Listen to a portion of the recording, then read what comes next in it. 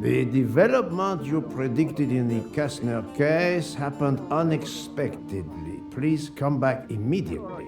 How can it be unexpected if I have predicted it? Poirot! My friend! Is that you?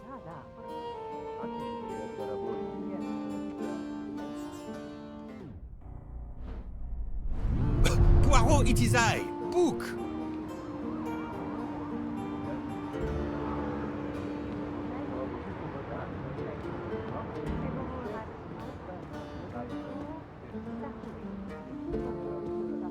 Poirot!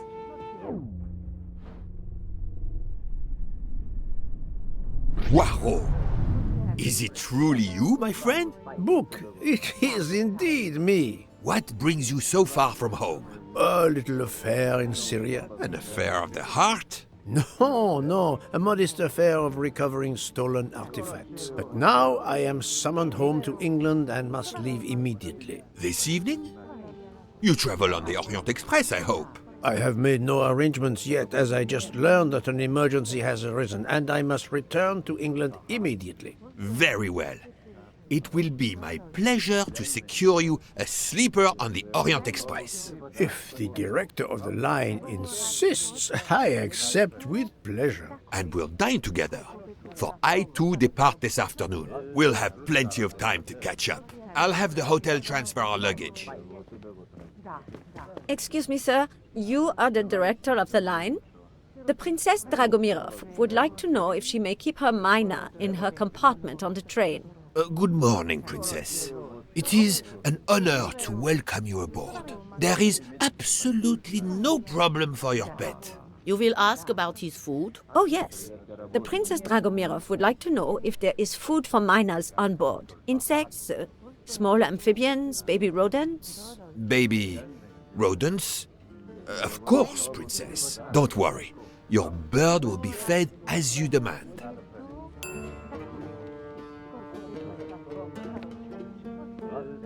You there, desk clerk.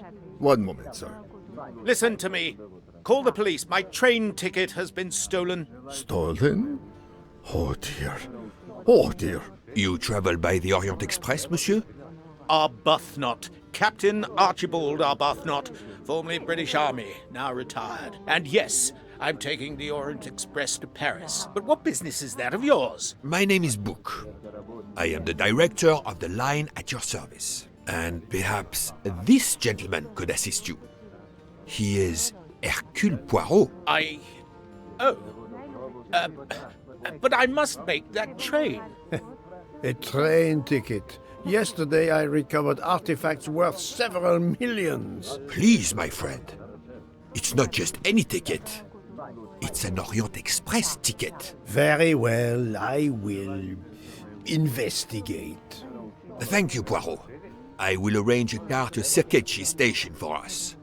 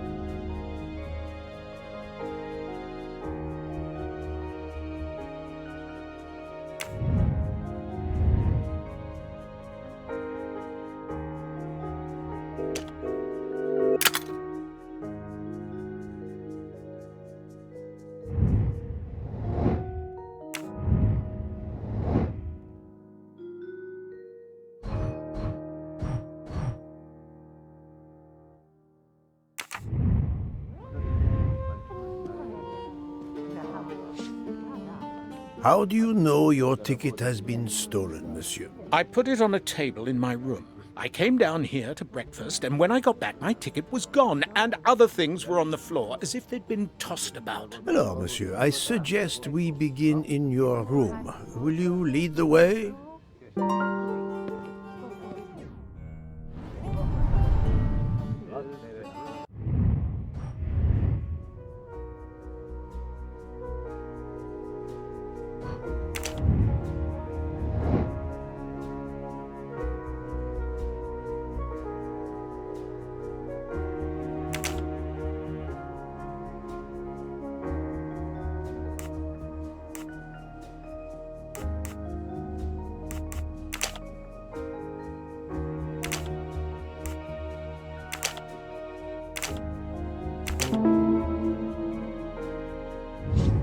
That was easy.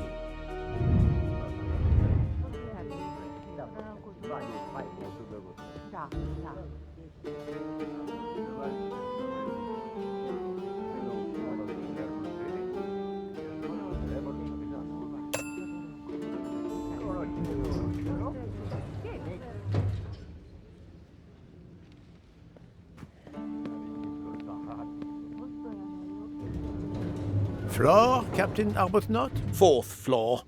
Oh, one mystery solved.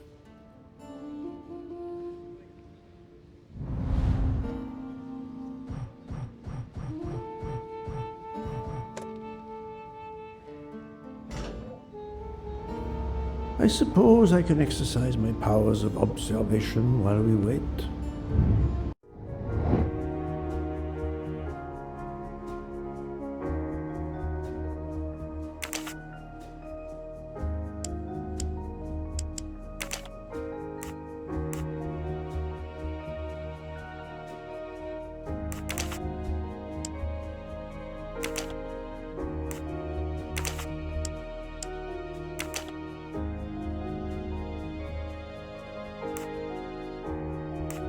No, not good. This is wrong, but I'm never far from the truth.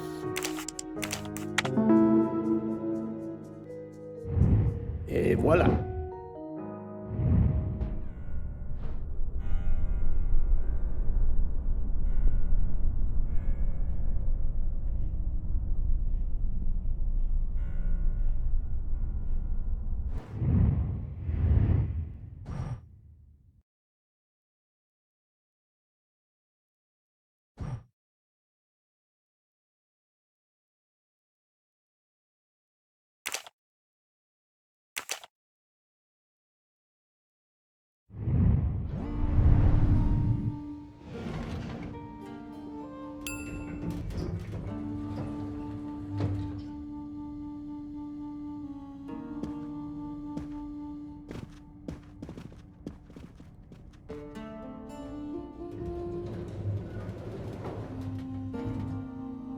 My room's along here.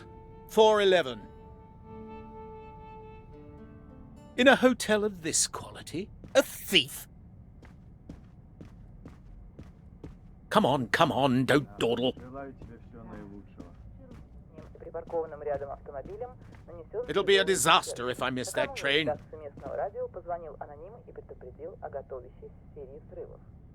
Несколько человек были арестованы по подозрению в убийстве на прошлой неделе, студентки из Виктории.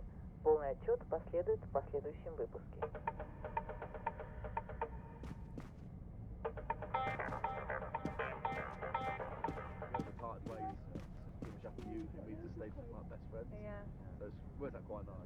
The room is apparently empty. I will leave it for the moment.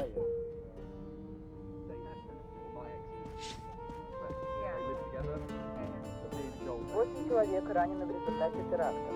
Взрывы прогремели в 2 учреждениях в административном центре. Зданием в припаркованном рядом. You have locked the door, monsieur? Naturally. This is a foreign country. You have the key card? Of course. We will enter.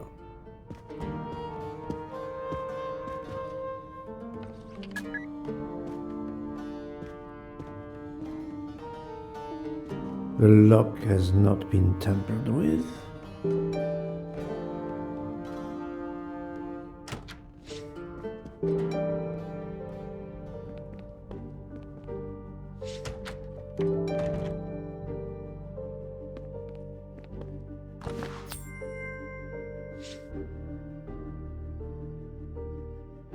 Ha ha!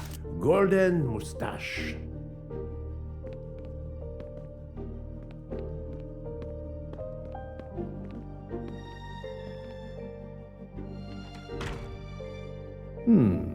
Water with traces of soap. The water is scented.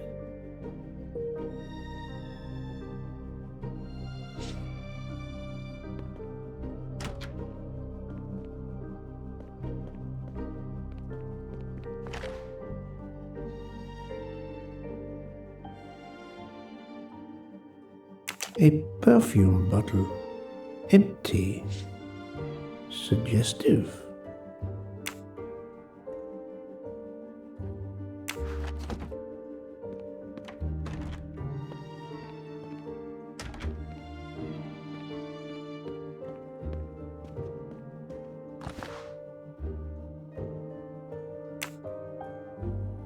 This earring, it is not the first time I've seen it, but where?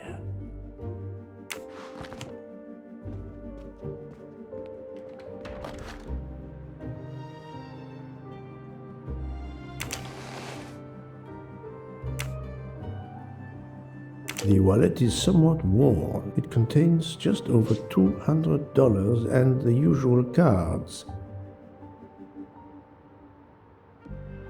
The wallet is somewhat worn. It contains...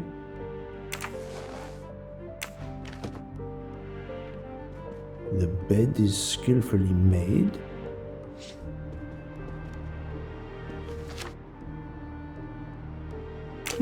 A fact sheet from a tour of Saint-Sophia. A fact...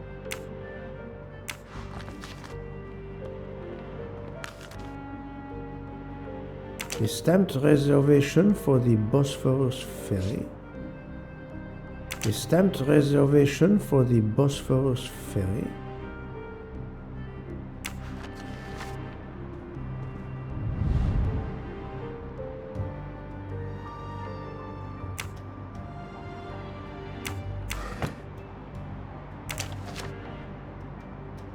A brochure for this fascinating city.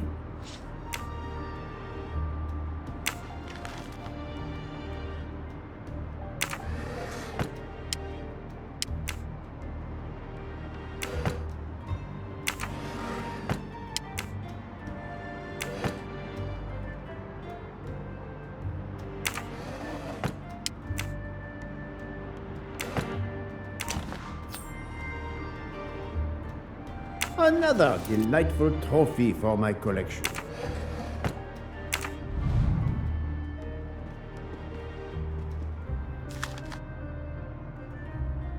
A list of travel expenses, but how did these papers end up on the floor?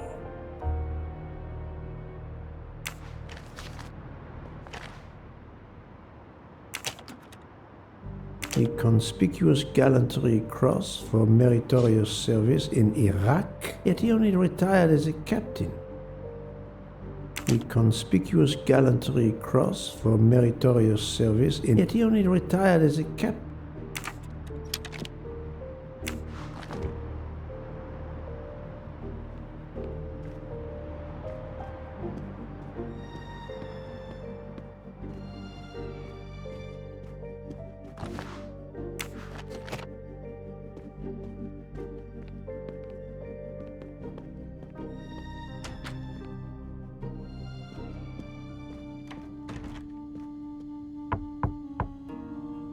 Go away, please.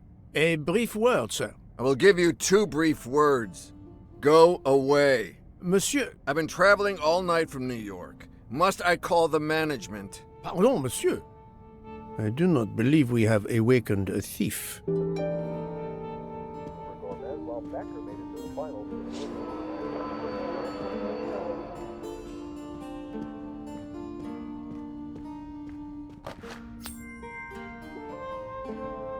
You can never have too many of these.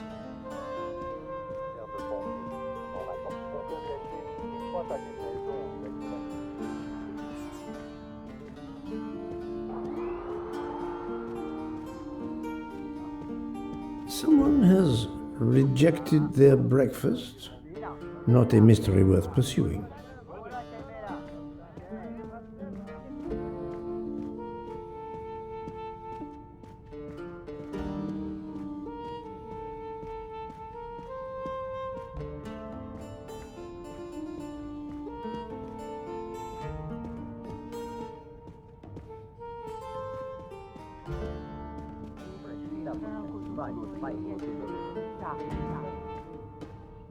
Клиника, чтобы предотвратить всплеск инфекции.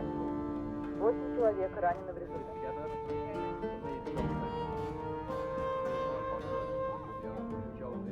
The room is a...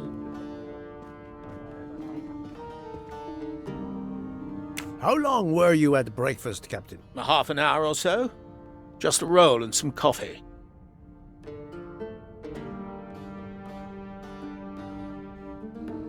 How long were you at breakfast, Captain? A half an hour.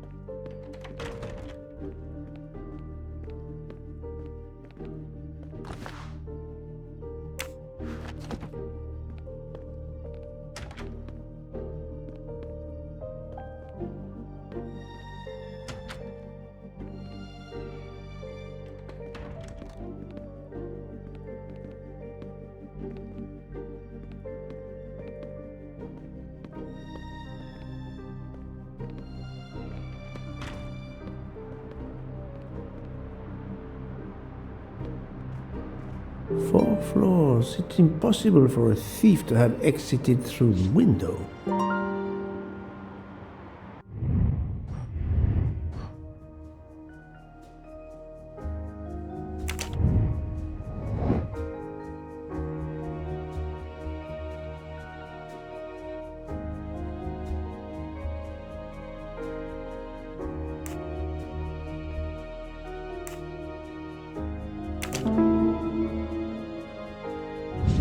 My little grey cells did not let me down.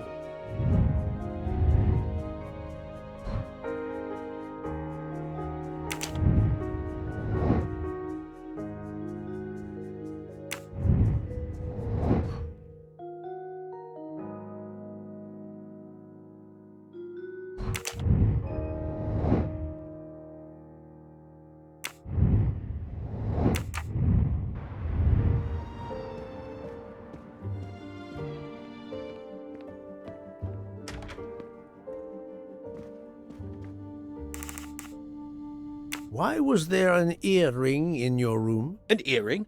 A previous guest, I suspect. I don't wear them. Did you leave the window open? No. That must be how the thief escaped. I think not. Unless the thief had wings. The bed is very neatly made, but the corners are not military style. The price we paid for this hotel? I'm not going to make my own bloody bed. Interesting pronoun, that. We.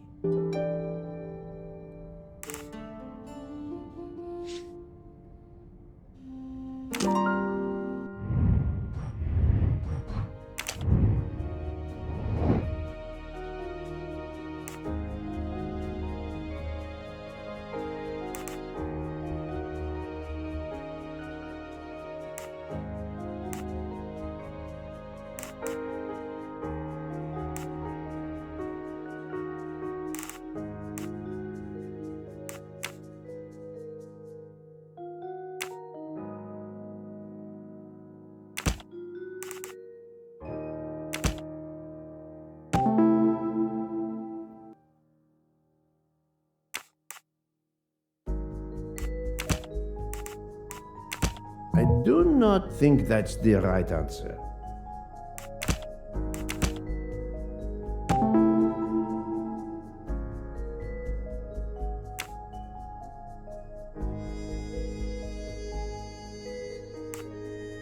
The wind probably blew the papers on the floor as it came in through the window. Moreover, the door is closed, and I found an earring on the bedside table. The captain invited a woman into his room. Maybe she is our culprit. Et voilà.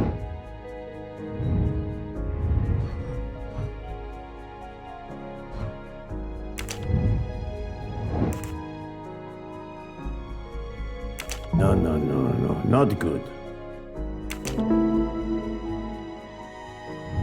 My little gray cells did not let me down.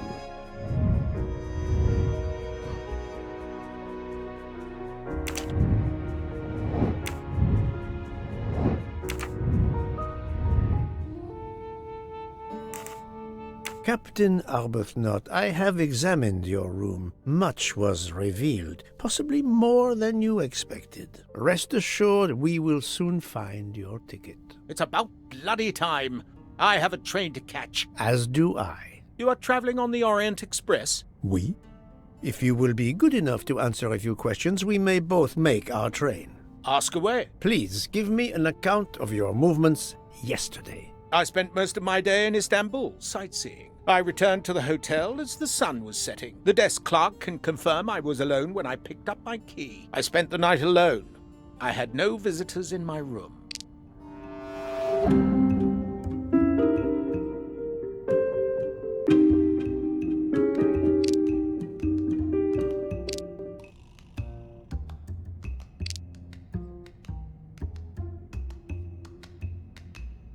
Have you told me the entire truth, Captain Arbuthnot? Of course. I want you to find my ticket.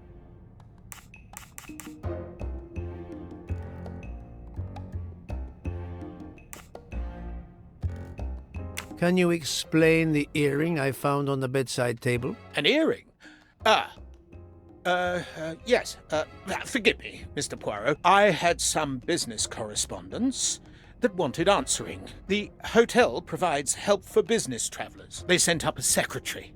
I dictated a letter, and she mailed it for me. I hadn't noticed that she had lost an earring. And when did you invite this secretary? This woman may be the thief we are looking for. That was yesterday evening. My ticket was still there when I went down to breakfast. She can't have taken it.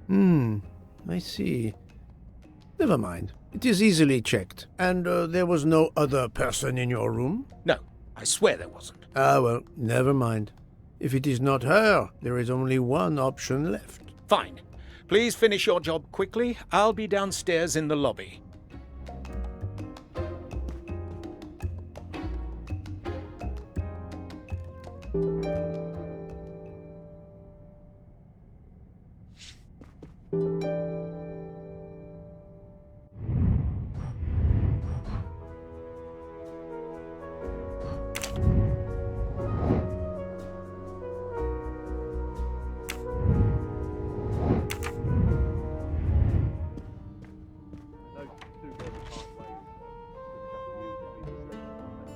The room? Накануне в редакцию местного радио позвонил аноним и предупредил о готовности серии взрывов. Несколько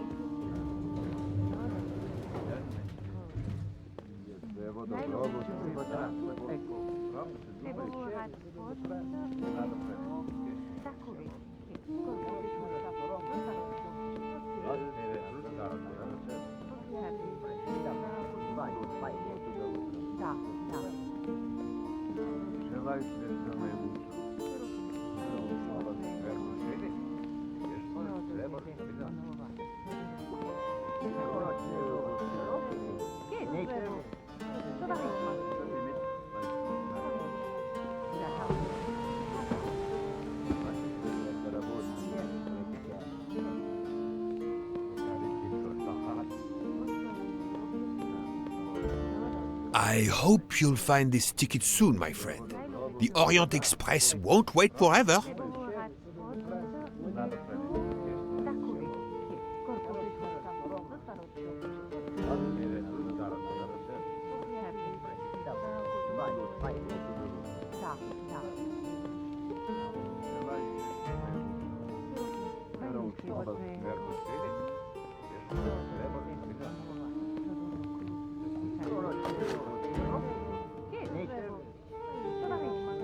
The Hotel Tocatlian is a perfect prelude for my journey.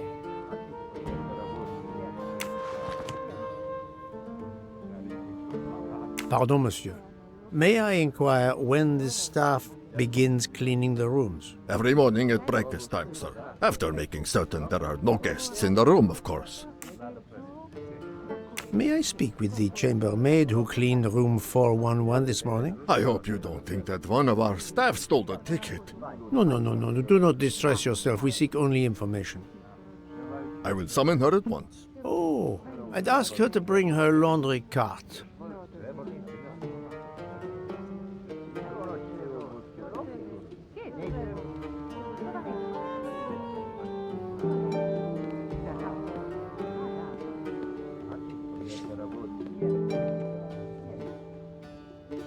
Poirot is not going to touch the dirty laundry.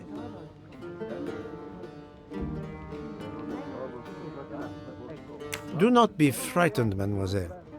Did you clean room 411 this morning? Room 411? Yes, that is one of mine.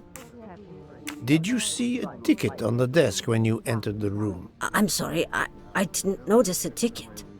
There was a wallet, but of course I did not touch it.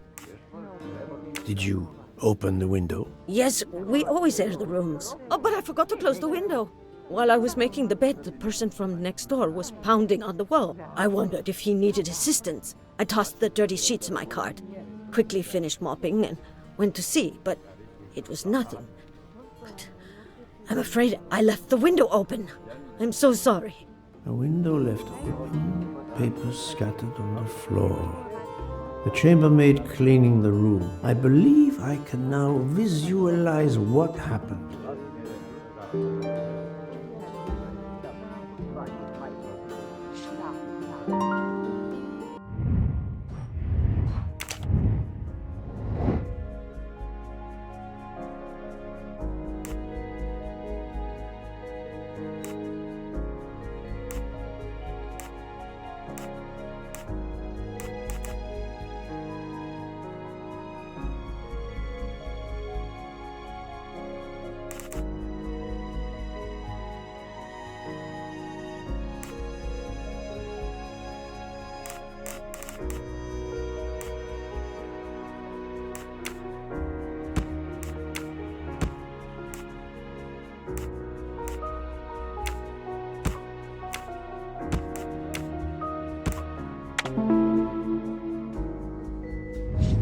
I'm right again. That happens to me a lot.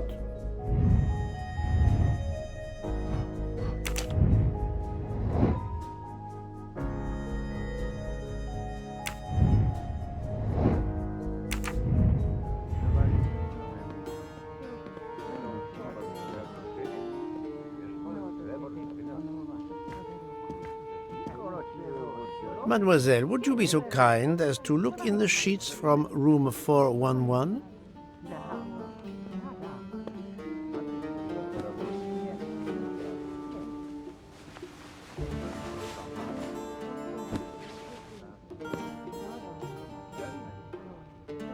And so the missing train ticket completes its strange journey. An open window, a laundry cart, and an annoying neighbor. But chance is the only guilty party in this dark mystery. Mr. Poirot, I apologize. I believe my concern got the better of me, and I forgot myself. Thank you. It was a case of great magnitude. I'm glad I was up to the challenge. And that, I think, is that.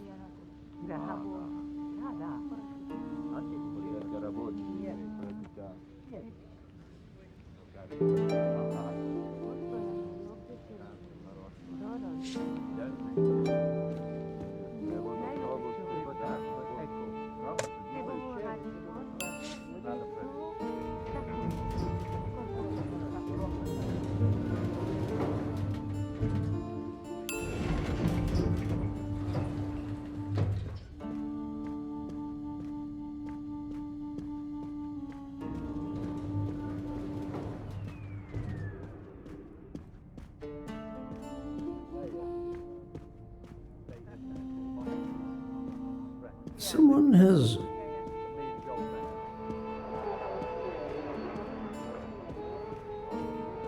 In other action, the blizzard down the Rowdy, 3-1.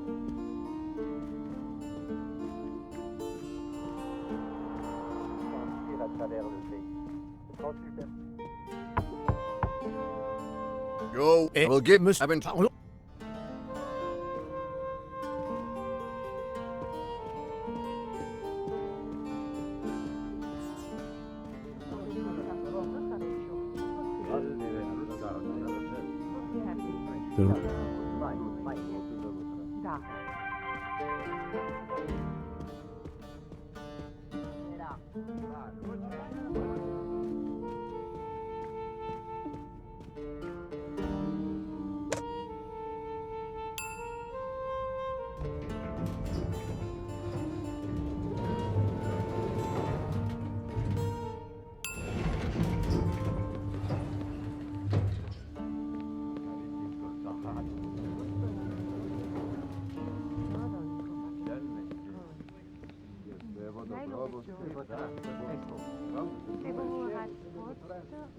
Our bags are all packed. I have my ticket and papers.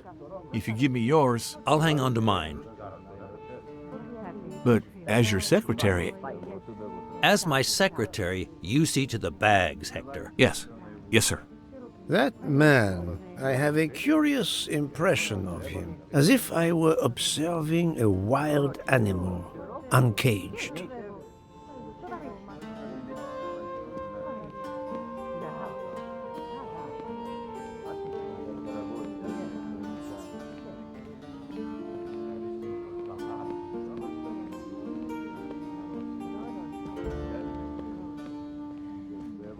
We must leave for the station. Our bags are in the taxi. Did you find the ticket? It was a case most difficult, but somehow Hercule Poirot managed. I knew you could do it. Now we can sit back and enjoy a relaxing train ride.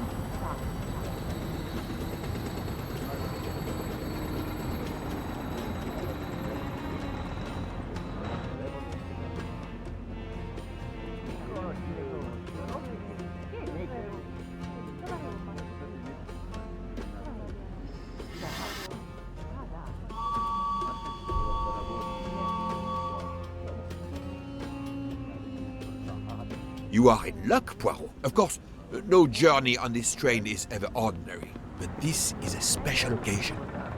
To celebrate the 140 years of the Orient Express, the engine will be none other than the splendid Pacific 231G558. There she is, Poirot. The most celebrated train in history.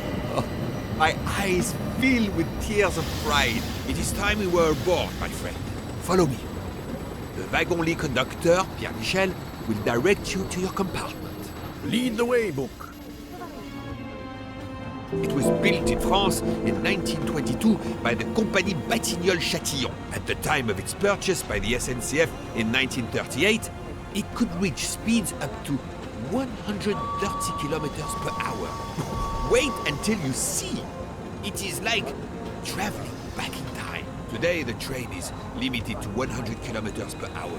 I assure you, that will be more than fast enough to get you to Paris in time for your connection to London. In the meantime, you will bask in the magic that is the Orient Express.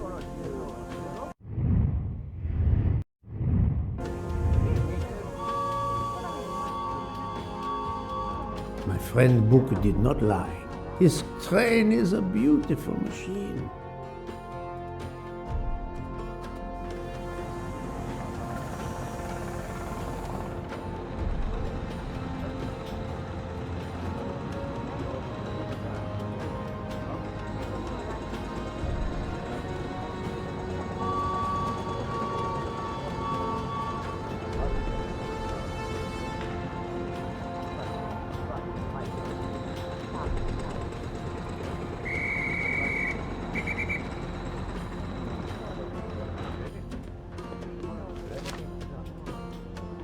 A moment to savor, to see the famous locomotive after so many years.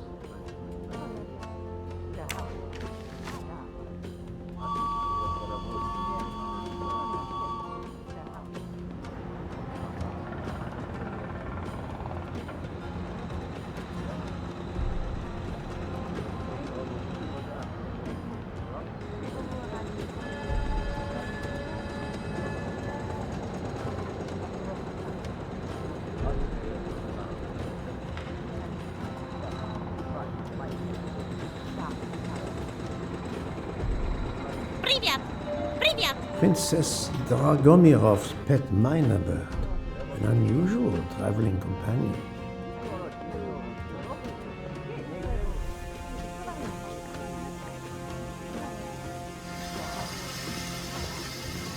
Ah, the restaurant car, the most important car on any self-respecting train.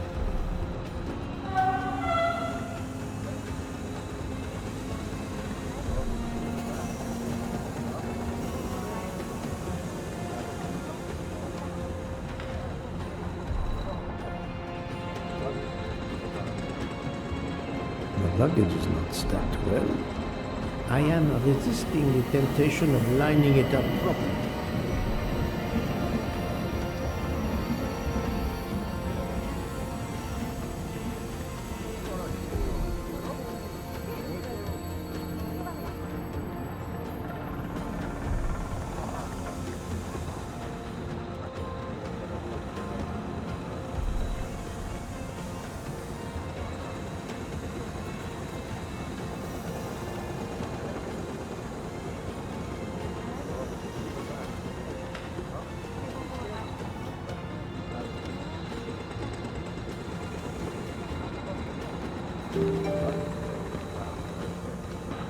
Good evening, monsieur.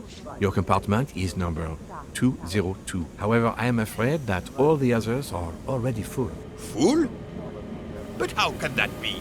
It is incredible, monsieur. All the world elects to travel tonight. All the same, you must find room for this gentleman here. I can exercise my powers of observation while they try to find me a bed. He is a friend of mine. He can have number 201. It is taken, monsieur. What? Number 201? Yes, monsieur. We are full. Full everywhere. The 140th anniversary. Notice the young woman from the hotel. She again wishes to watch the old man with his little friend, but not to be seen herself.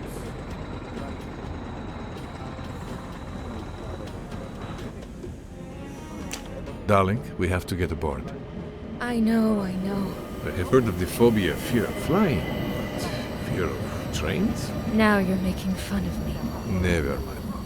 We'll board shortly, once our compartment is ready.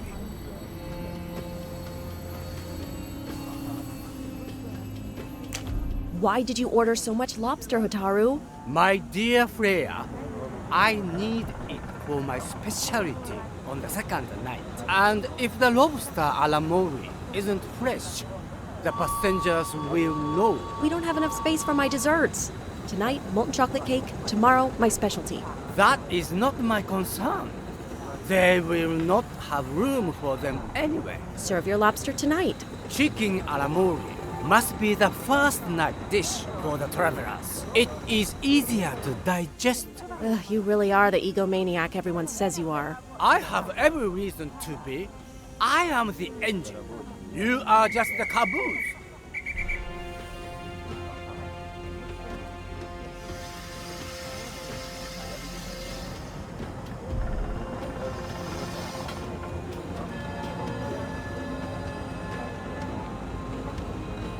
Is everything aboard the train, Hector? In your compartment, Mr. Ratchet. I'm having them disinfect the room again as you instructed. I also got a call from the Indians. The sale is going through as you expected. There was never any doubt. No other phone calls, Hector? From Geneva or Venice? No, sir. Who were you expecting? Never you mind. Check our tickets. We're not going in until everything is confirmed. The young man seems quite agreeable, but the other, the older man, is something quite different.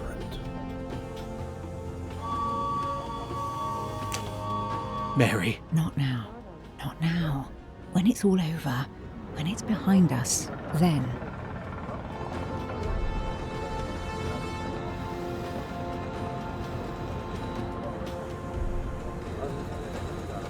Poirot, I am mortified. The 140th anniversary, perhaps, but such a plague of passengers.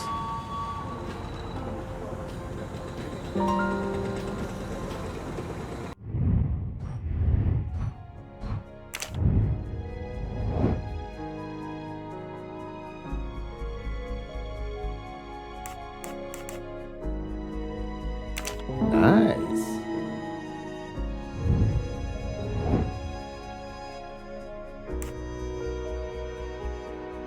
Great.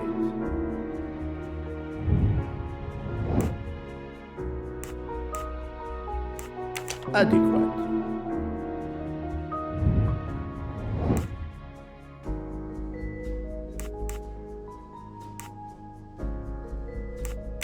Fantastic.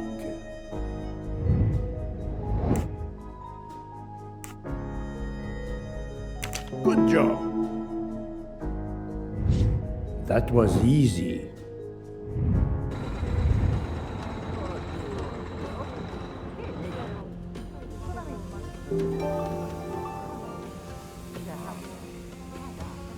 Poirot, we have a solution. A gentleman has not yet come. An Englishman, a Monsieur Harris. A name of good omen. It is already time to leave. What do I care for Mr. Harris? As Monsieur pleases. I had your things sent straight to your compartment. Unfortunately, you will be with another traveler. No. Only for the first night. It cannot be helped. I will survive, mon ami. Monsieur Book, we can't find enough space in the kitchen refrigerator to store all of my ingredients. How is it possible? His recipes are extravagant. We need to leave something on the platform. If my lobsters don't go, I don't go. And have the passengers of the Orient Express go hungry? Never! Must I intervene? The problem is unworthy of Poirot, but I do not intend to starve on the most luxurious train in the world.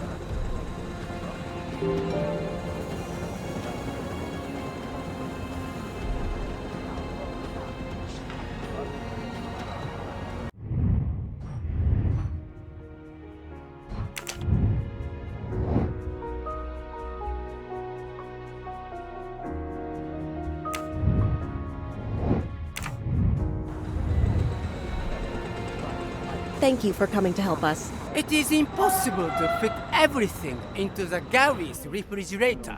Obviously, my entree are more important than dessert. If Mr. Mori delays his lobsters for a day or two, we can restock at another station. Delay? You ask me to delay? Freya? Calm yourself, my friend. I'm sure we can find a solution. Is that a diagram of the refrigerator? May I see it? Yes, he refuses to look at it.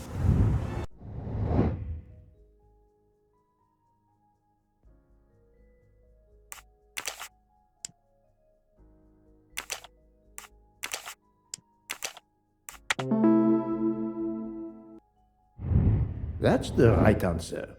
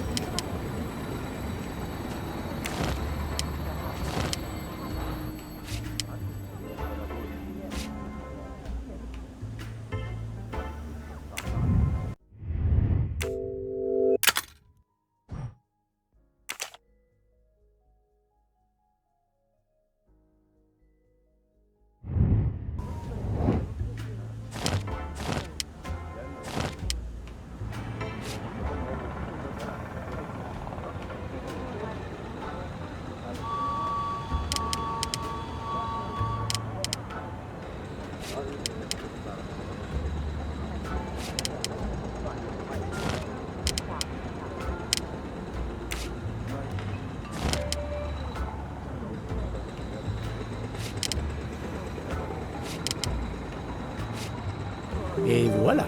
You saved tomorrow night's dinner. Mr. Poirot, I will reserve the finest lobster just for you. I look forward to it, monsieur. And to the dessert, mademoiselle. Hopefully. That will be the last mystery you face on our journey, my dear Poirot. Your compartment for tonight only is at the back of the second-class carriage, number 102. Tomorrow, you move to a private compartment.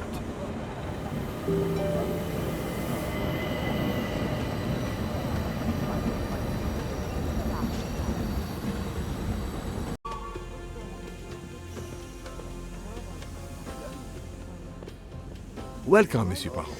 I apologize for the delay. Thank you, Monsieur Michel. I am delighted you could accommodate me.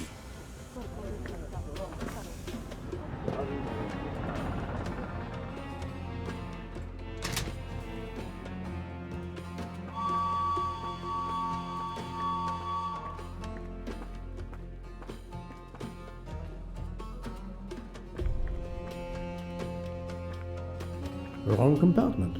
I need to find number 102.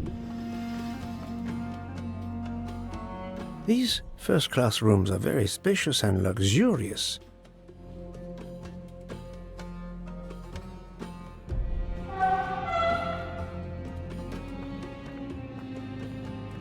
Wrong compartment. I need to find number 102. Pardon me?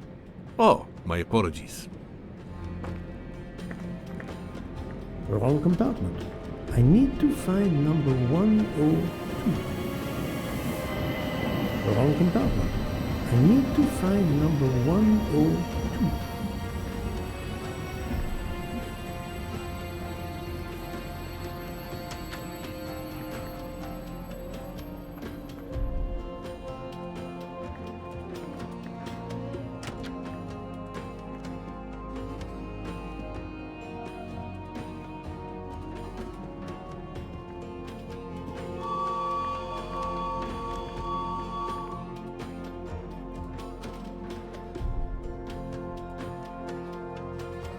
This lady has a style of her own, eccentric but chic.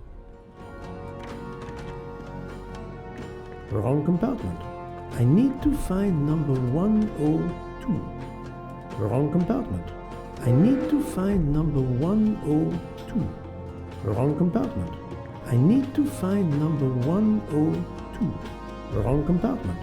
I need to find number 102. Wrong compartment. I need to find number 102.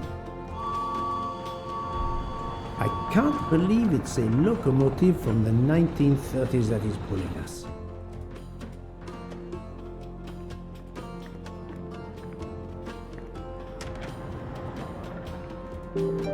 Excuse me, I think you made a mistake. You are Mr. Harris? No, my name is McQueen. There is no other berth on the train, monsieur. All is arranged. Yours is the upper berth. We start in 1 minute. The train's remarkably full. En voiture! Listen, sir, if you'd rather have the lower berth, easier and all that, well, that's all right by me. No, you are too amiable. It is for one night only, at Belgrade. Oh, I see. You're getting out of Belgrade. Not exactly.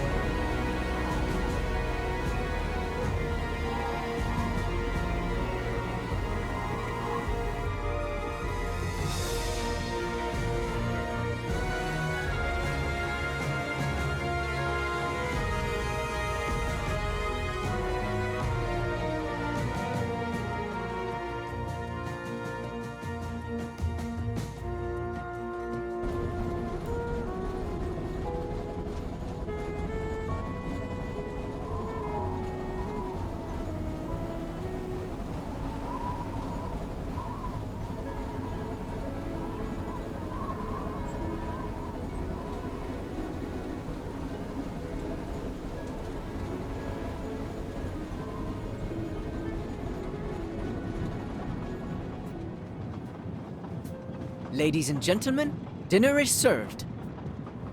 You may join the rest of the passengers in the dining car.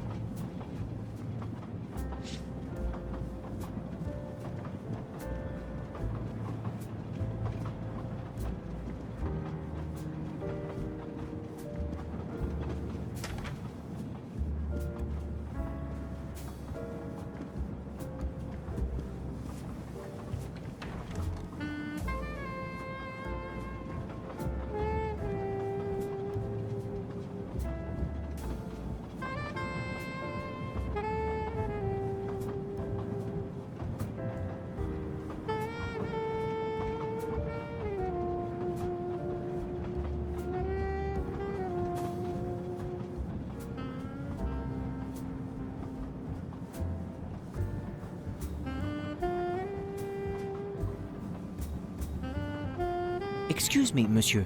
Pierre asked me to inform you that a passenger left us, so his room is yours. Monsieur Bouc instructed that your things be transferred to room 202 during dinner. You will be more comfortable in first class. It is true what you say. Thank you, Mr. Fauché, monsieur. Where will my new compartment be? Room 202 is at the far end of the previous car. I see, thank you. What is your position on the Orient Express? I manage the bar car, and I also do the restaurant car service. Well, then do not let me keep you. Lobster tonight, isn't it? Yes, indeed. I'll leave you to it, then. See you soon, monsieur.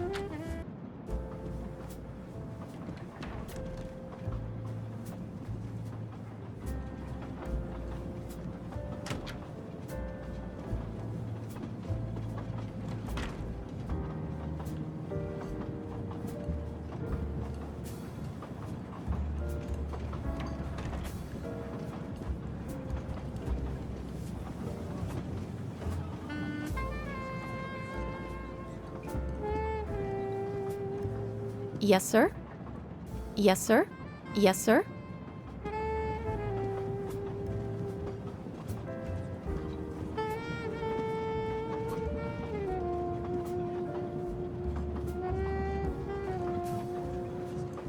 Please, my friend, join me. I have taken the liberty of ordering you your lobster. Thank you. It appears our fellow passengers are all gathered here again tonight. Ah. If I had but the pen of a Balzac, I would depict this scene. Oh, it is an idea, that. Ah, you agree. It has not been done, I think. And yet, it lends itself to romance, my friend. All around us are people of all classes, of all nationalities, of all ages. For 3 days, these people, these strangers to one another, are brought together. They sleep and eat under one roof. They cannot get away from each other. At the end of the journey, they part. They go their several ways, never perhaps to see each other again. Certainly it interests us, inviting us to watch and wonder about their lives. Ah, I know you, my friend. Even now, your mind it is at work. Let us test it. For example, what do you make of those two?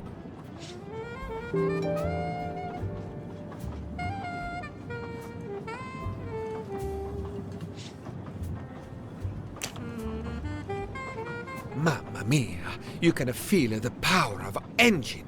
We climb into the mountains with ease. I know something about the power, and this baby has it in spades. There's something special about a train, I'll give you that. I sell toys, and model trains are one of our biggest items. And not just for children either. You sell model cars too? Sure, but give me a train any day. Oh, my friend. What do you have against the cars? Now I work at Fortuna in Italy as a spokesperson. We are producing the next generation of electric cars, the Fortuna Firenze. Like the city, it is beautiful. We got the competitors looking over their shoulders so much, they're going to hit something. Didn't mean to be insulting. It's just that there's something magical about a train.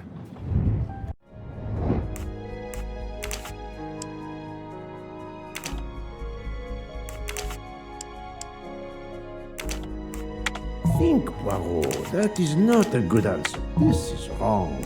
But I'm never far from the... I must admit I'm not right this...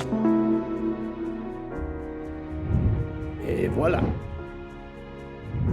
The loud gentleman is very confident, a master of his own fate. It is as much in the inflection as it is in the words. He believes in winning, also that he is the one who will win. You are a magician. Oh, it is not a parlor trick, my friend. It is simply observation.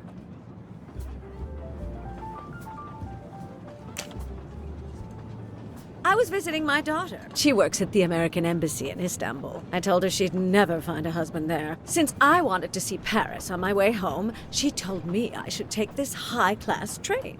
I can't wait to see Paris. It looks beautiful in the movies, but it couldn't be more beautiful than Schenectady in the good old US of A.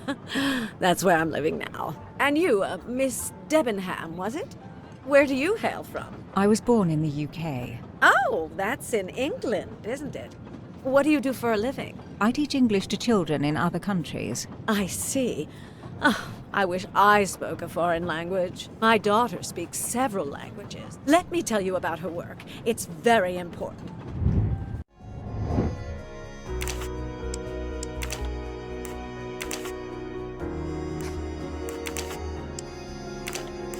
No, not good.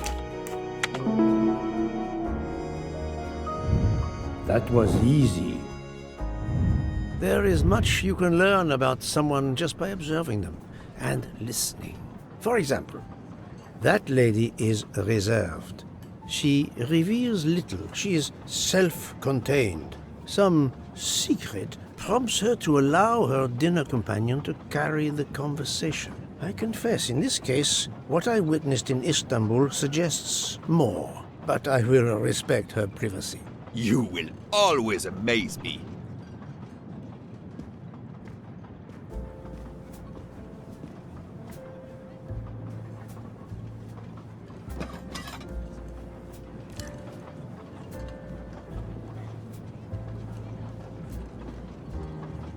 My friend, this is one of the best desserts I have ever eaten.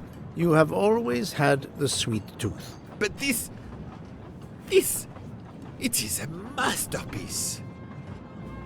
I can't understand how the dessert can be so good. I would love to know what the recipe is.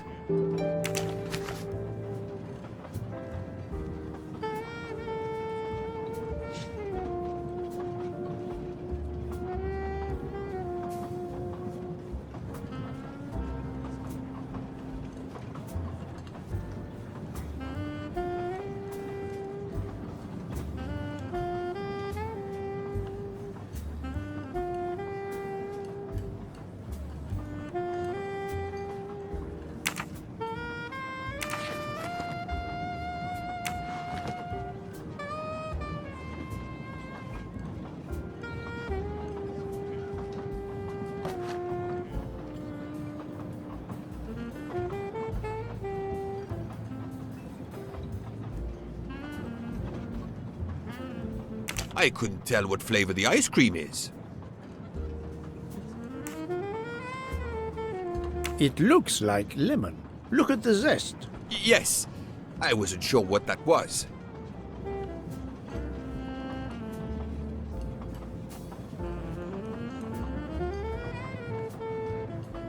What is the red fruit?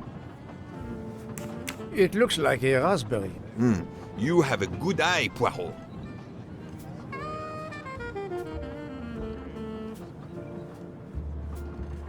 The biscuit is the foundation of the dessert. All else is built upon it. What do you think?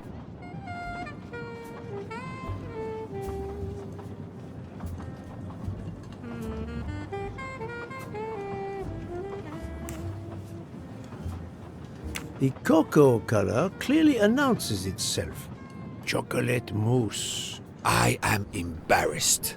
I may not recognize the ingredients, but I know what I like when I taste it.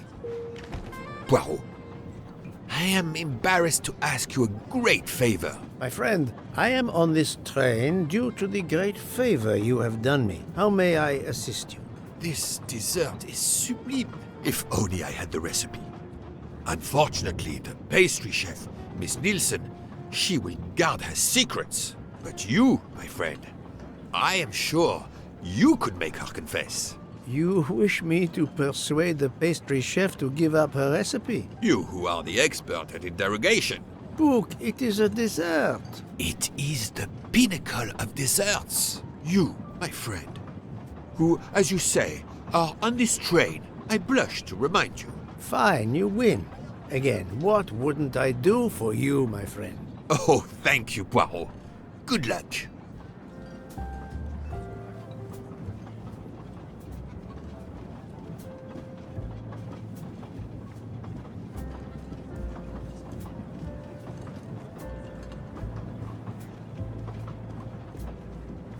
Good evening, mademoiselle. Good evening, sir. How can I help you? That was a magnificent dessert you served us tonight. I wanted to tell you personally how much both Monsieur Bouc and I enjoyed it. Thank you very much, sir. In fact, it is so good. Monsieur Bouc insists on knowing how you made it. Oh, sir, I'm sorry. You must know a chef never gives away their recipes. But, well, you helped with the refrigerator, and without space in it for me, there would have been no dessert. Very well. To prepare tonight's dessert, first I melt sugar to make caramel. Then I spread this caramel to make tuiles. Between two tuiles, I add a small scoop of lemon ice cream, and I put the whole thing on a strawberry crown. Poirot, you are suspicious even now. The pastry chef gave up her prized recipe a little too easily. I sense she wasn't entirely honest with me.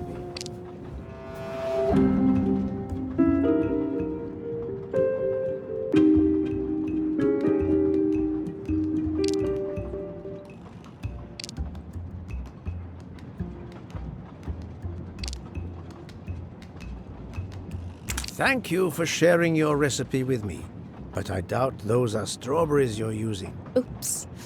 You have a good eye, Monsieur Poirot. Very well. What fruit do you think I used?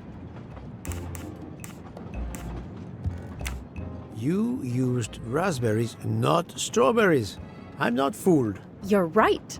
Mr. Bouc, he couldn't tell the difference. Let's move on to the bottom part of the dessert. My favorite part of the dessert. First, I melted some butter. I crumbled pieces of chocolate into the butter. Then I placed the mix in a circular mold. Finally, I let the whole thing cool down to let it harden.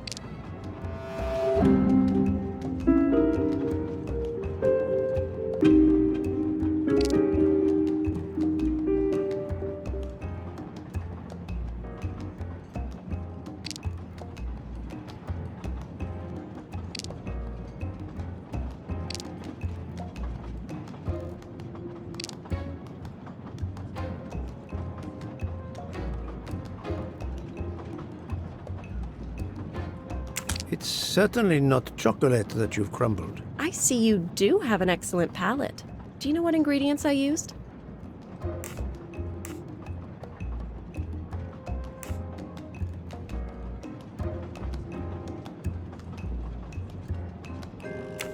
A clever pastry chef might mix crushed biscuits with butter to create this delicious base. That's it.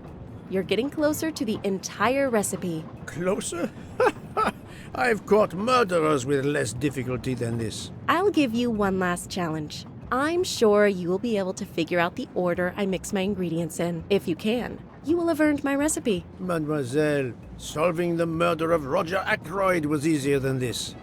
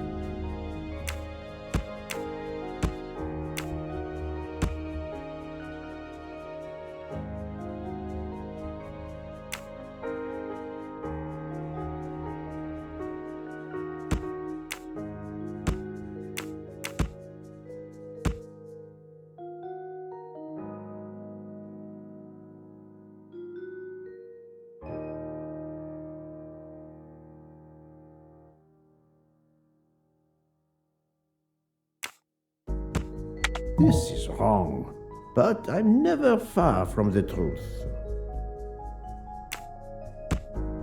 I must admit I'm not right this time.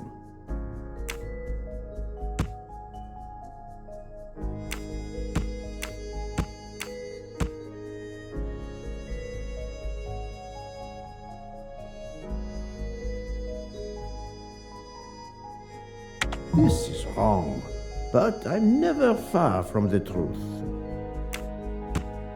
Think, Poirot, that is not a good answer.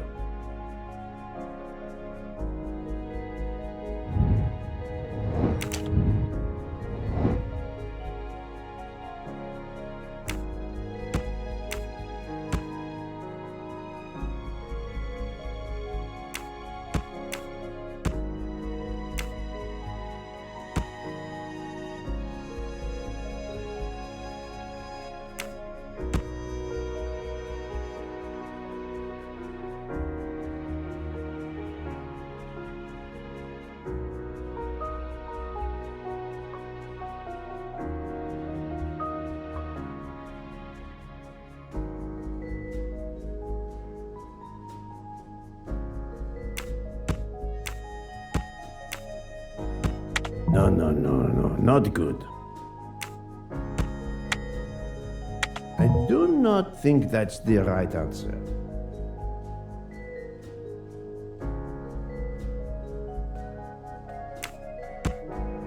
I must admit I'm not right this time.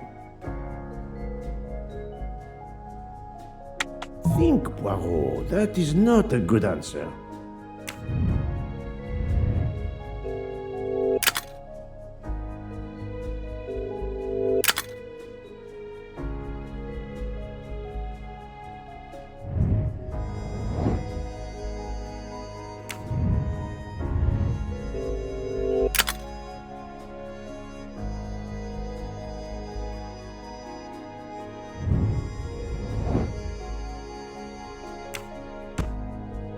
I must admit I'm not right this time.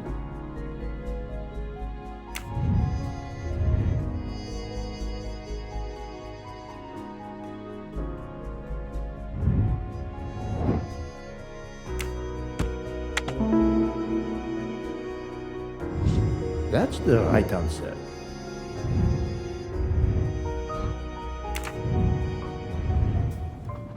As promised, my recipe is yours. Give me 5 minutes to write it down for you. Thank you. I am in your debt.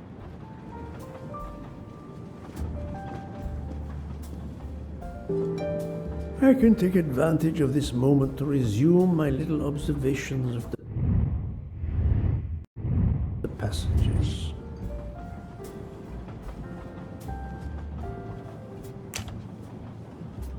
Did you enjoy the meal?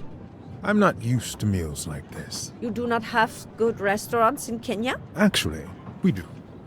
This isn't the 1930s. I did not mean to offend. You didn't like the meal? The lobster, it was undercooked, and the potatoes were too dry. I expect, being Princess Dragomirov's assistant, you must be used to eating well. Cooking is an art. You do not need to wear the chef's hat to be an artist. What is your favorite dish? Currywurst. It is a specialty of mine.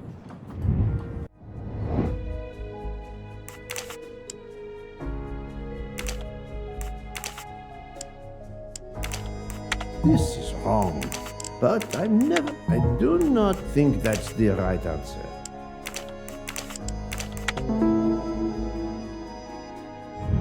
I'm right again. That happens to me a lot.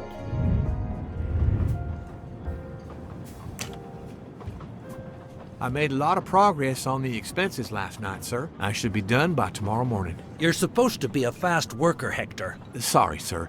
Working here is not as comfortable as in our office in Boston. You're lucky to ride in a train like this.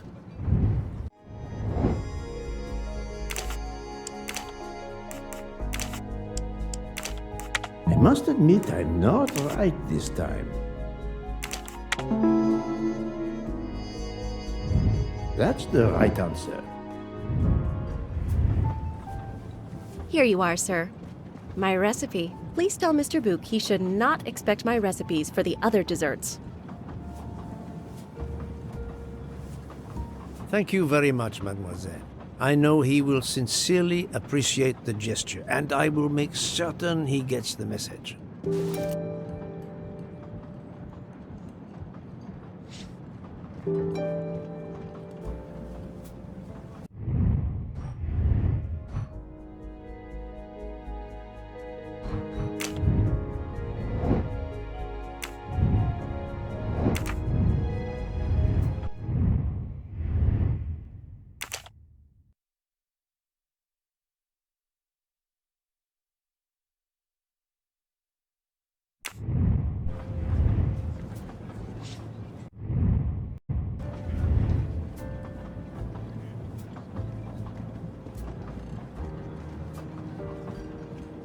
Poirot, you were gone such a long time.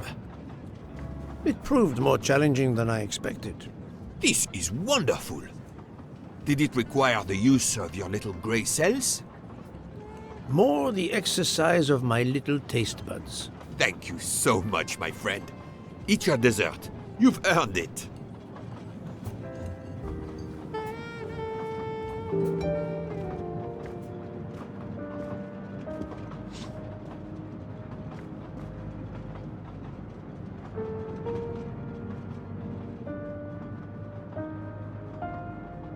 Good evening.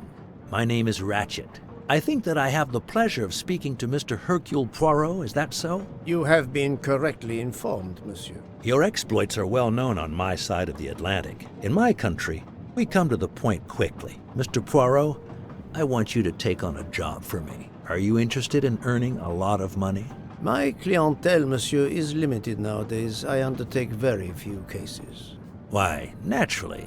I understand that. But this, Mr. Poirot, means big money. Big money.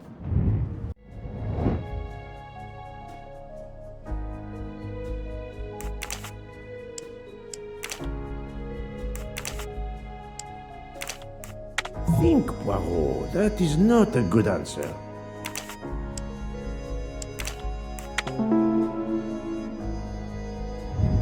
That was easy. What is it you wish me to do for you, Monsieur Ratchet? Mr. Poirot, I am a rich man. A very rich man. Men in that position have enemies. I have an enemy.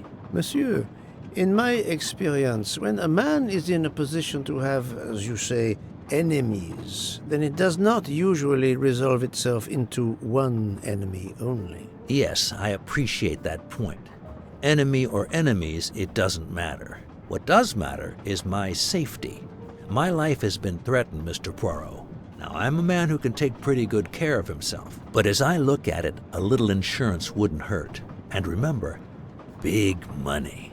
I regret, monsieur, that I cannot oblige you. What's wrong with my proposition? If you will forgive me for being personal, I do not like your face, Mr. Ratchet. Now, if you wouldn't mind, I'd like to finish my coffee peacefully.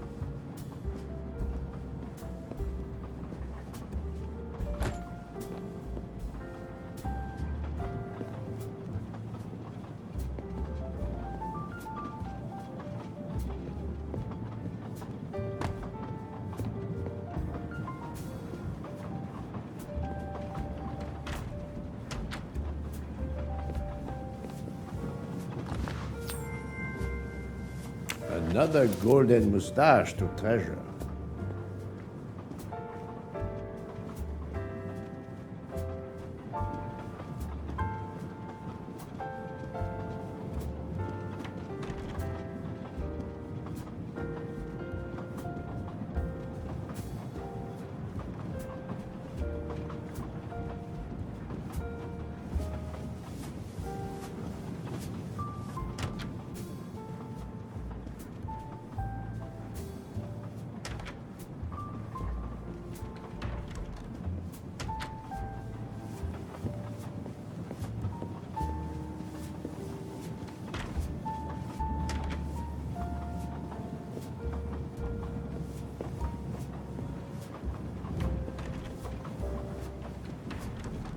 A nightcap, Monsieur Poirot?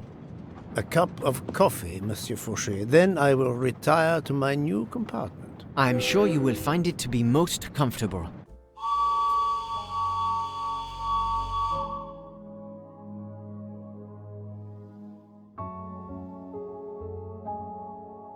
We have stopped? Yes, sir. Belgrade Station. If you'd like to go out and get some fresh air, now is the time. The train leaves at 9:15. No, I see that it is snowing. I will not seek out the fresh air. Probably a wise decision. May I suggest a chocolate to accompany your coffee? It is produced by my father, the best chocolatier in Switzerland. I would never refuse a chocolate with such high recommendation. I know you will enjoy it, and please let me know if there is anything else you require.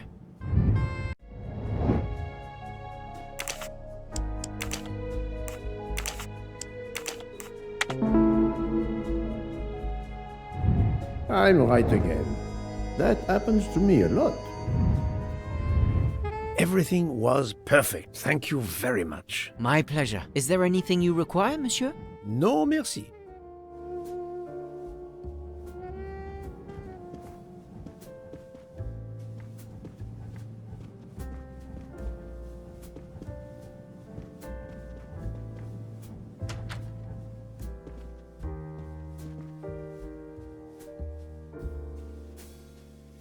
Why, I thought you'd left us. You said you were getting off at Belgrade.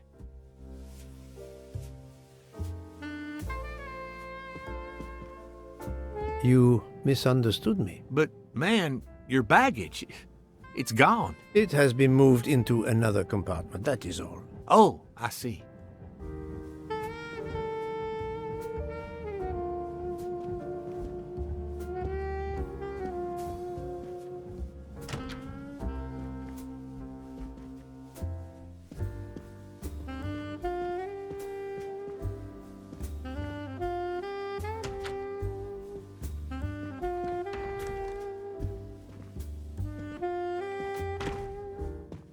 I wish you a good night, Monsieur Poirot. Good night.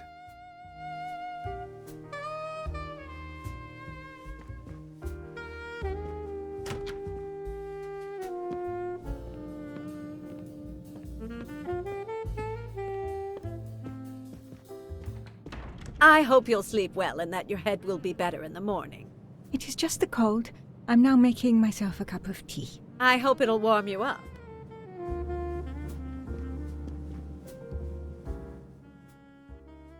I hope so. Good night.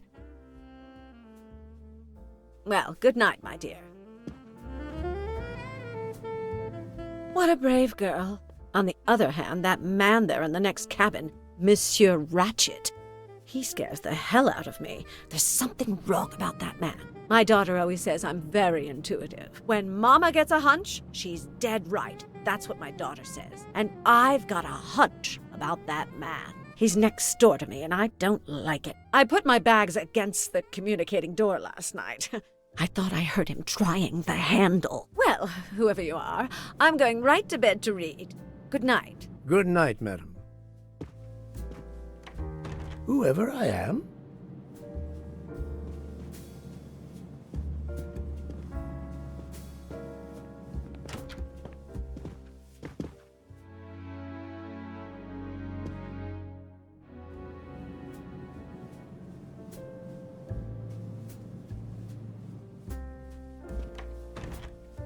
Monsieur Ratchet seems very upset.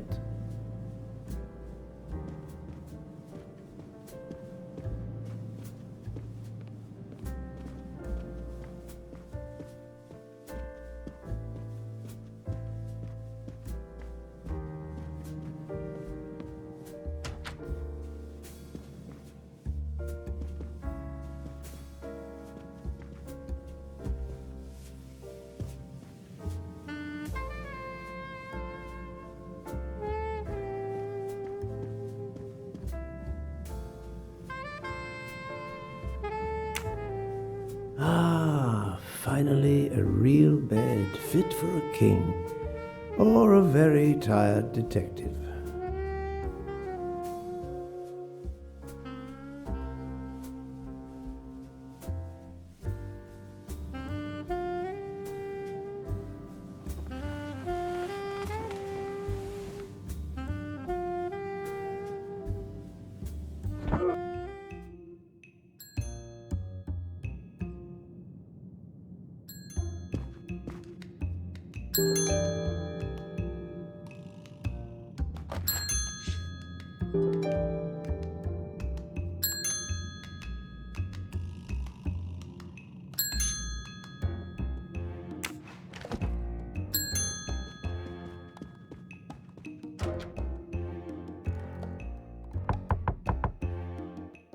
Monsieur Ratchet?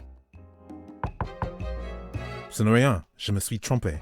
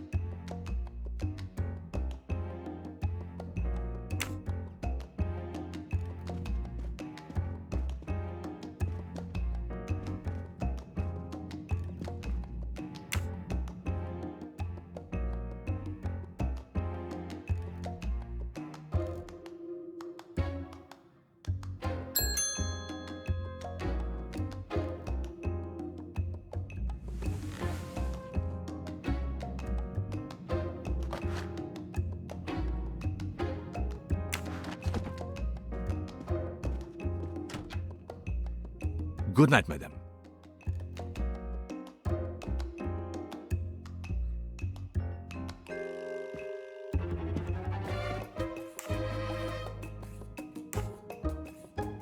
The American lady? Yes, don't worry. You'll know how Mrs. Hubbard is. Imagine to yourself the time I have had with her. She insists, but insists, that there is a man in her compartment. Just imagine it, monsieur. In a space of this size, where would he conceal himself? I argue with her. I point out that it is impossible. She insists. She woke up and there was a man there. And how, I ask, did he get out? And leave the door bolted behind him? But she will not listen to reason. That one does not leave time to listen. The train has stopped, Mr. Michel? We have run into a snowdrift. Heaven knows how long we shall be here. I remember once being snowed in for 7 days. Where are we? Between Winkowski and Brod. Oh la la. It's time for me to go back to bed. I wish you a good night, monsieur. Or what is left of it.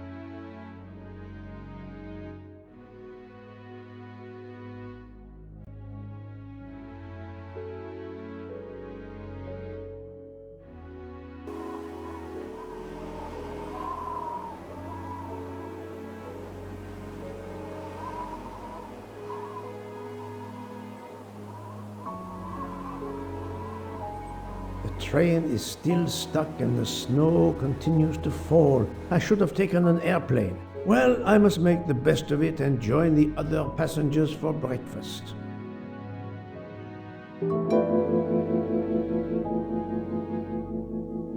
The train still hasn't left.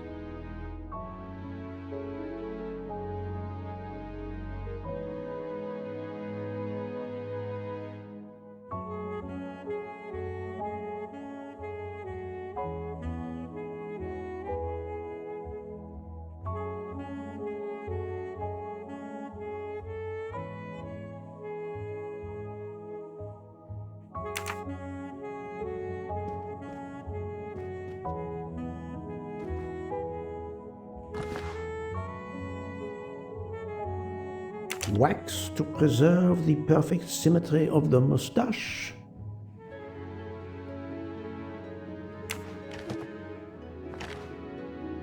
The finest of curling irons for the moustache.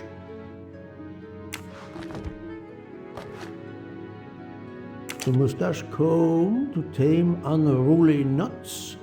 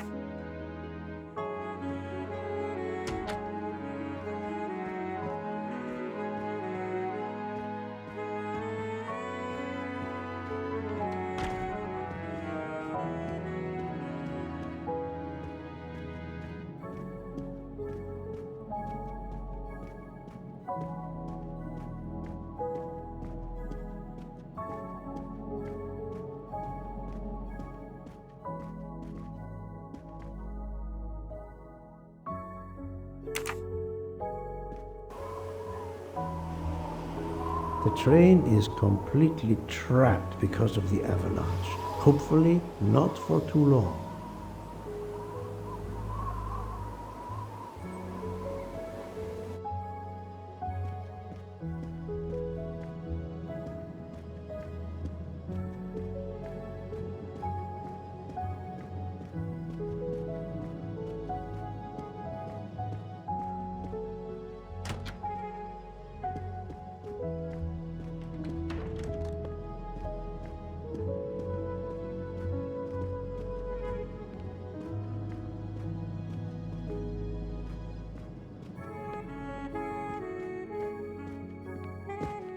Good morning, Monsieur Michel. Good morning, sir. Please enjoy our special breakfast in our restaurant.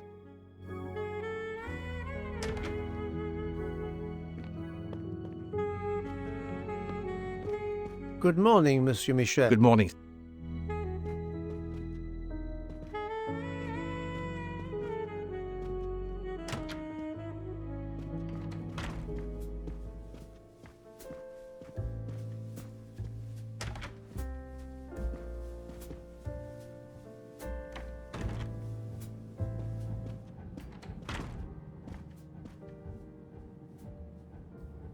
This delay is intolerable. I am supposed to be demonstrating the Firenze in Paris in 2 days. Ah, your electric car. Yes, that's bad luck. Bad luck? If I miss that demonstration, I'll be in deep trouble. Just text your people in Paris and warn them. Of course I tried that, but there is no network service in these mountains.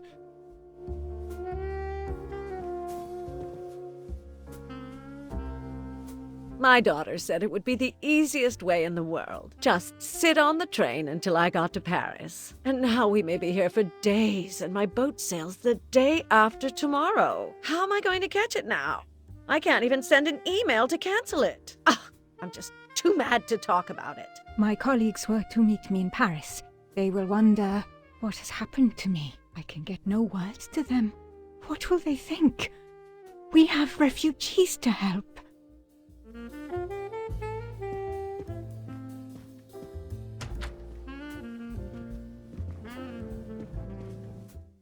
Good morning, madam. The snow is a predicament, is it not?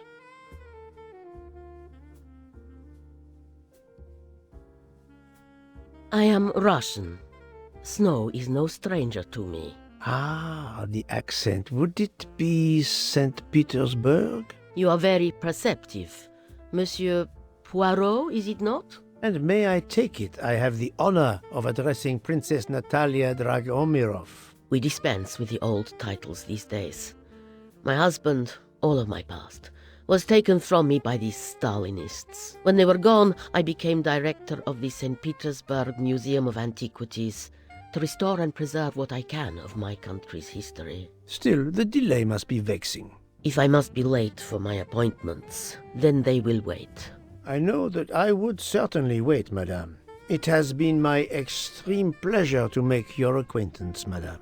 Au revoir, Monsieur Poirot.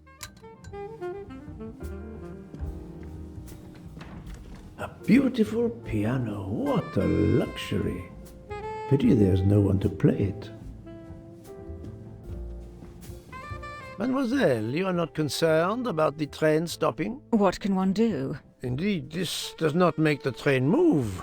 You have great strength to remain calm at a time like this. I know one far, far stronger than I. And that is? Well, that old lady, for instance. You have probably noticed her. She just has to lift her little finger and ask for something in a polite voice, and the whole train runs. It runs also for my friend Monsieur Bouc, but that is because he is a director of the line, not because he has a masterful character. You don't have to have a strong will when you have power. But I suspect I did not need to tell you that, Mr. Poirot. Mr. Poirot.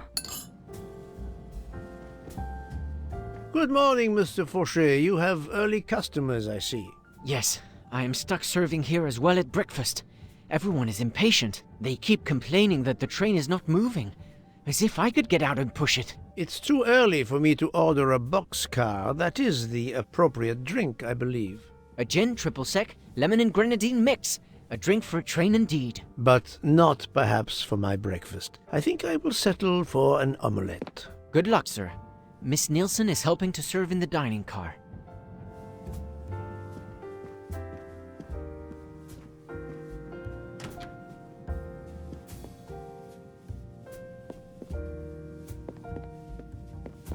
The Orient Express bar is certainly well stocked.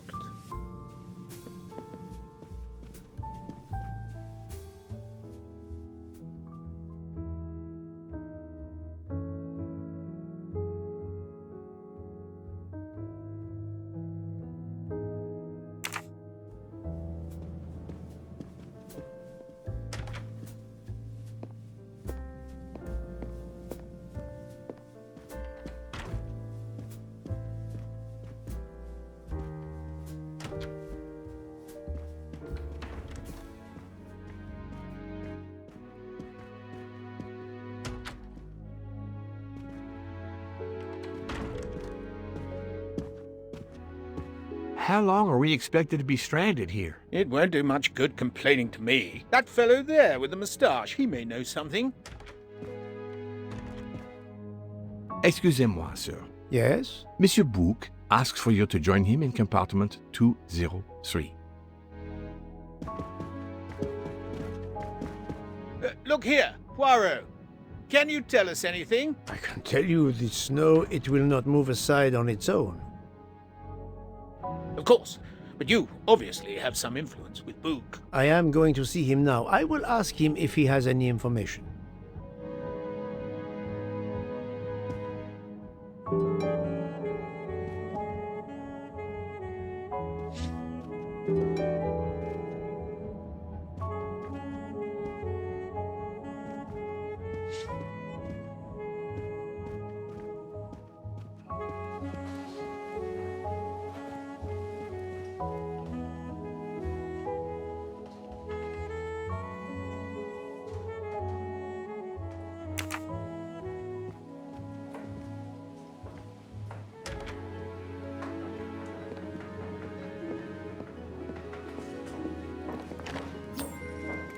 Come to Poirot, my exquisitely sculpted friend.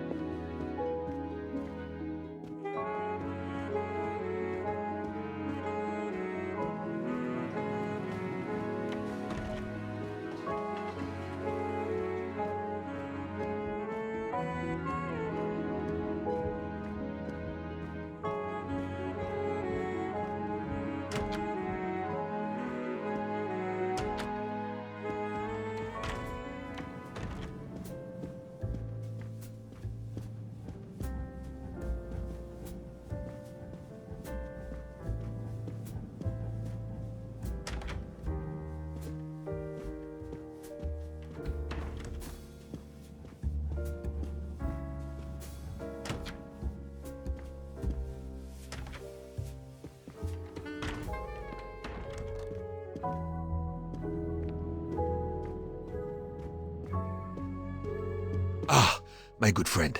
Come in. We have need of you. What has occurred? A passenger lies dead in his bed. Stabbed. A passenger? Which passenger? In there. He's an American. A man called Ratchet. It was his valet masterman who was worried that Mr. Ratchet was not awake yet. Pierre Michel, the conductor, decided to break in and found the body. I see. Well, my friend, I think it is best not to touch anything and wait for the police to arrive. Oh, I tried to call the police, but there is no cell tower for many kilometers. We could be stuck in the snow for hours. The murderer is with us.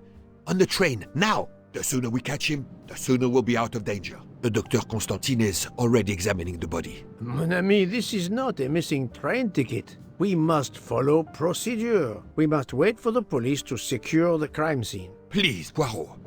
I will take full responsibility. Bouc, you ask. Well, if we cannot contact the outside world, then... Oh, you are going to drive me crazy. In truth, this problem intrigues me. I was reflecting not half an hour ago that many hours of boredom lay ahead whilst we are stuck here. And now, a problem lies ready to my hand. You accept then? C'est entendu. You place the matter in my hands.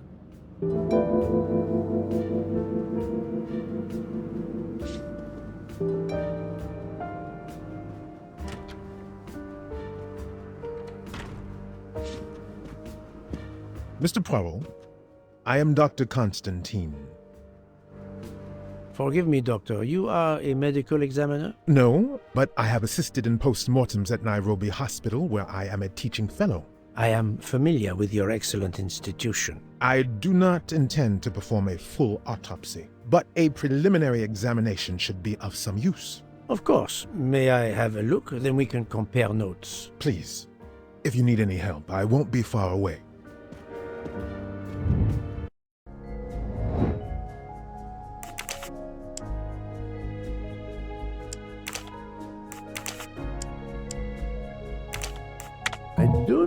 think that's the right... No, not good. Think, Poirot, that is not... I must admit I'm not right this time. I do not think that's the right answer. Think, Poirot, that is not a good... This is wrong. But I'm never... That's the right answer.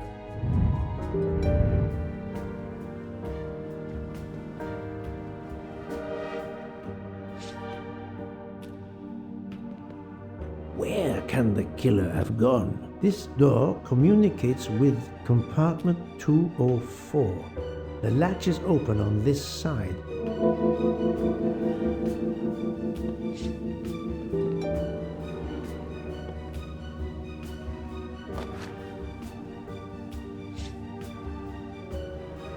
A box of sleeping pills.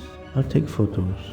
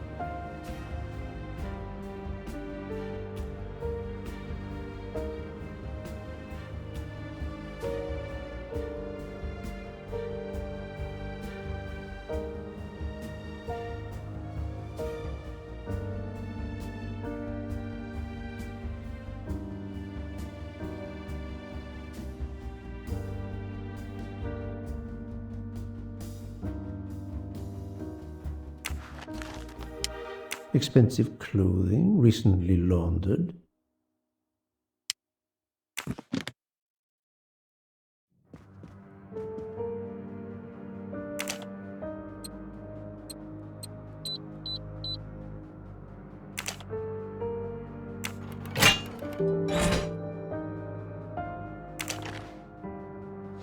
Not very surprising.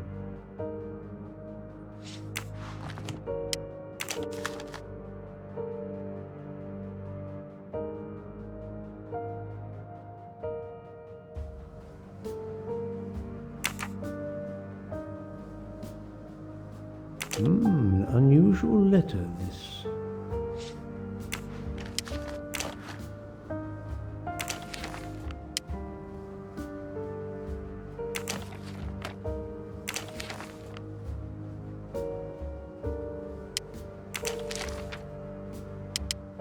Ratchet had an appointment he will never keep. I'll take photos.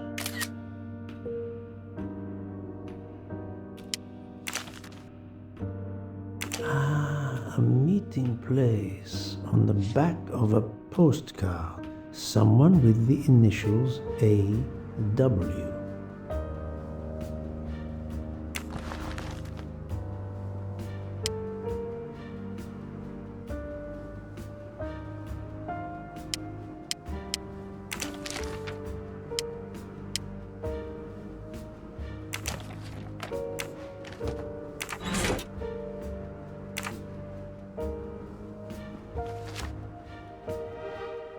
I wonder what could be in this photo.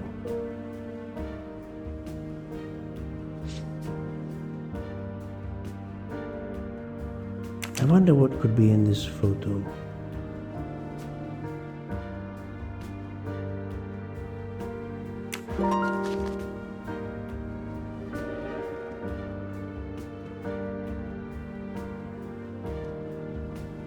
The chain lock is broken. Monsieur Michel told me that he broke the chain on the door to get into the room. I shouldn't leave until I have finished inspecting the crime scene.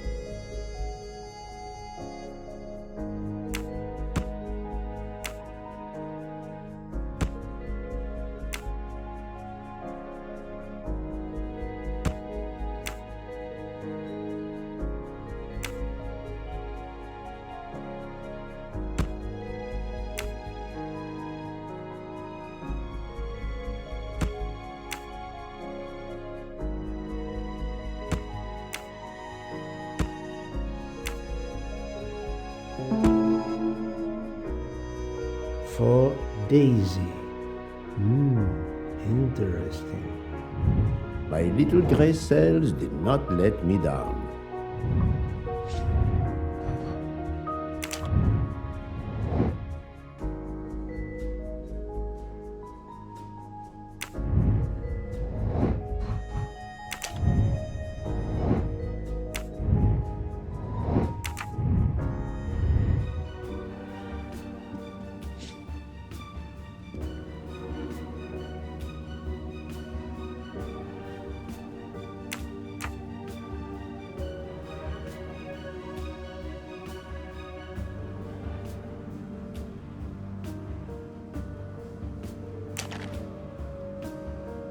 I'm sure I will find some interesting things inside. I'm sure I will find some interesting things inside.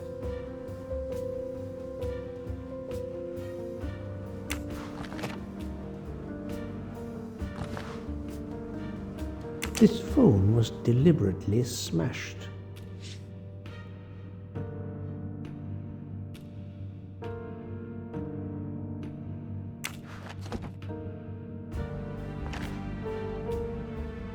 Last night, Monsieur Ratchet said he takes precautions. I see now what he meant. He knew he was in danger and wanted to be ready, yet it was no use to him. I will leave it here for the police.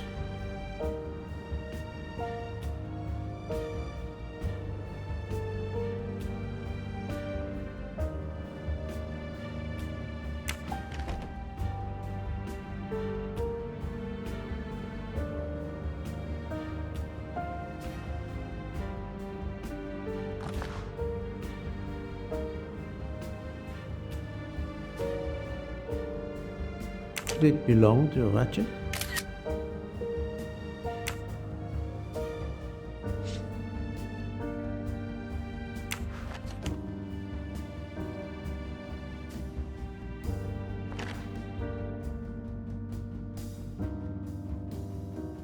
A handkerchief. There's a letter H embroidered on it.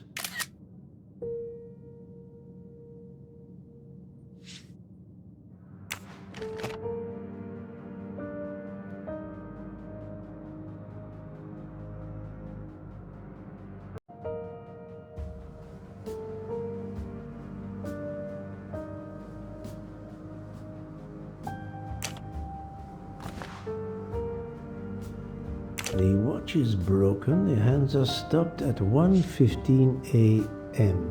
One would expect that to be the time when the attack occurred.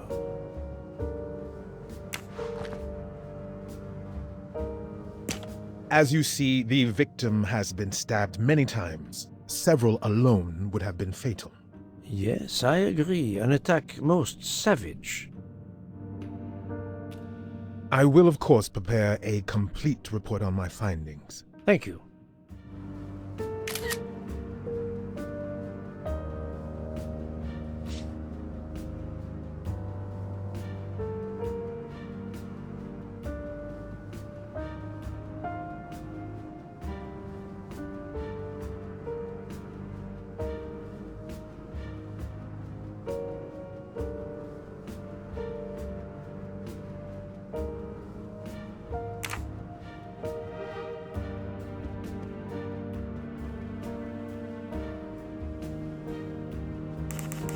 I assume the open window complicates matters. Indeed.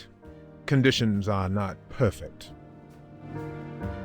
What can you tell me about the victim? He died from multiple stab wounds of varying angles and depth. More than one would have been fatal. I would place the time of death roughly between midnight and 2 a.m. With more time, I hope I can be more precise. Did you touch anything in here this morning? I checked for a pulse. There was none. Rigor mortis had commenced. The body was cool to the touch. I touched nothing else. Did you know the victim? Not at all. I noticed him last night at dinner, but I did not pay much attention. I'm sorry, Doctor, but I must question you. Of course. I must be considered under suspicion like everyone else. May I know your movements last night? I share compartment 101 with Mr. Book. He would not stop talking about his beloved train. I listened to him for hours talking about his Orient Express. My friend Book will no doubt confirm this. Thank you for your help, Doctor.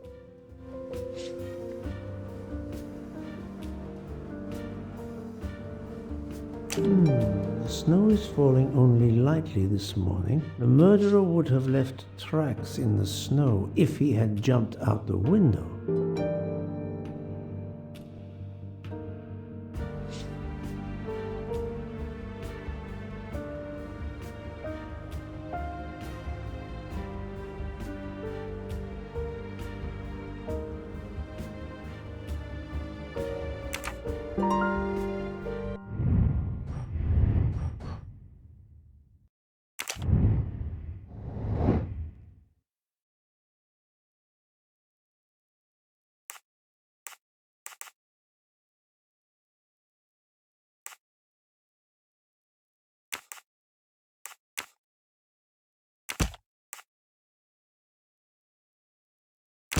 No, not good.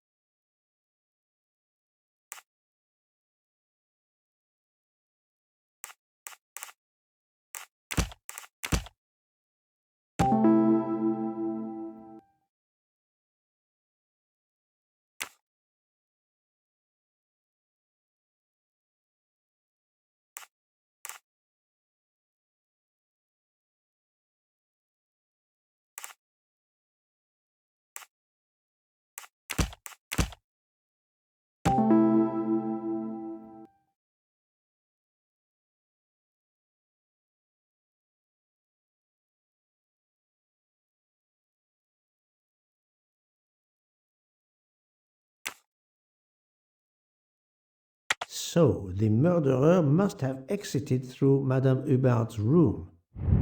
I'm right again. That happens to me a lot.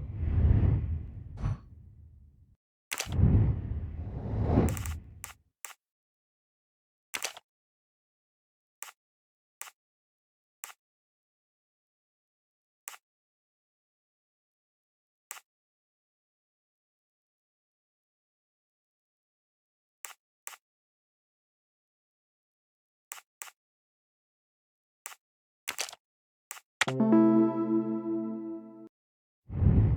little grey cells did not let me down.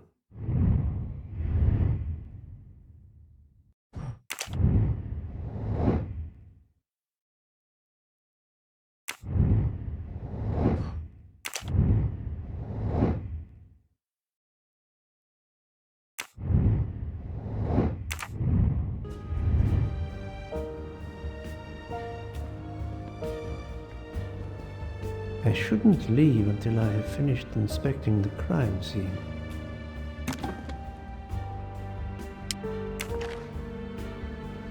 Not exactly the reading material one would expect of a man like Ratchet.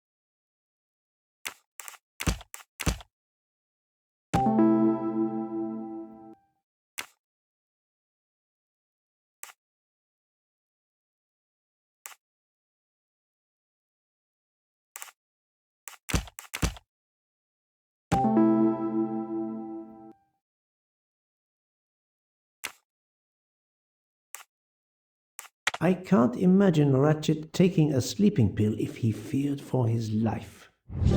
Et voilà.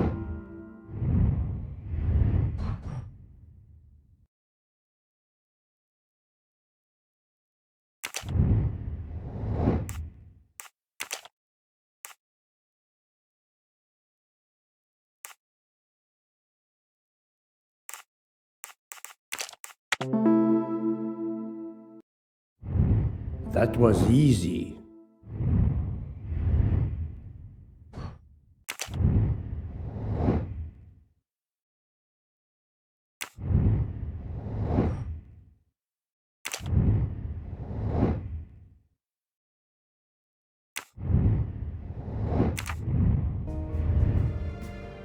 I think I've seen everything I need at the moment. I'm counting on you to finish your analysis. I'll have a more detailed report for you as soon as I can.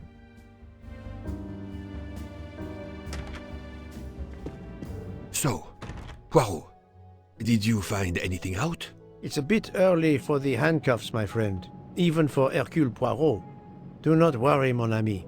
I believe our culprit has no plans to strike again. Monsieur Ratchet was the target. Of that I am convinced. Tell me, Book, how did you spend last night? This is a joke, I hope. Don't you trust your old friend? My friend, calm yourself. I must hear your story in order to corroborate other accounts. Ah, naturally. Let me see. I went to my compartment after dinner. Dr. Constantine was already there. We talked about his career. He's a Cambridge man, you know. After university, he returned to his country and has done much good there. He was so interested in the Orient Express.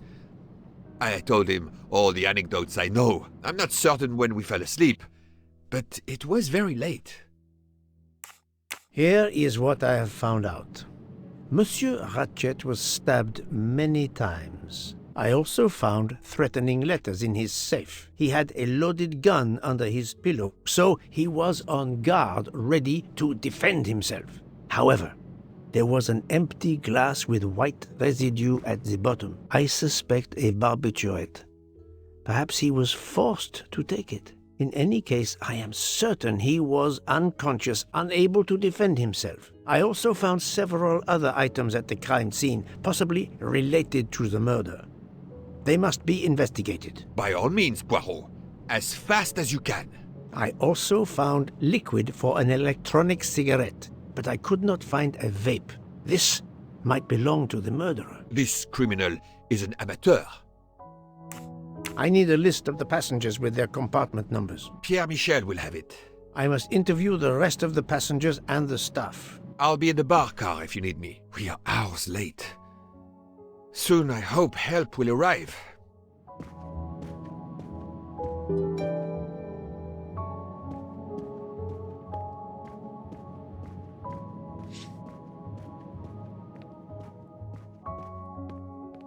Monsieur Michel, I must ask you a few questions if you don't mind. I will do everything I can to help. First of all, tell me about yourself. Very well. My name, as you know, is Pierre Michel. I am from Calais. I've been with the company for over 15 years. Thank you.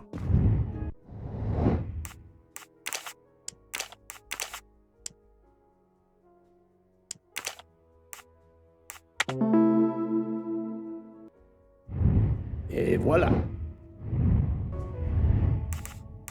Can you provide me with a listing of the passengers and their rooms, please? Yes, certainly.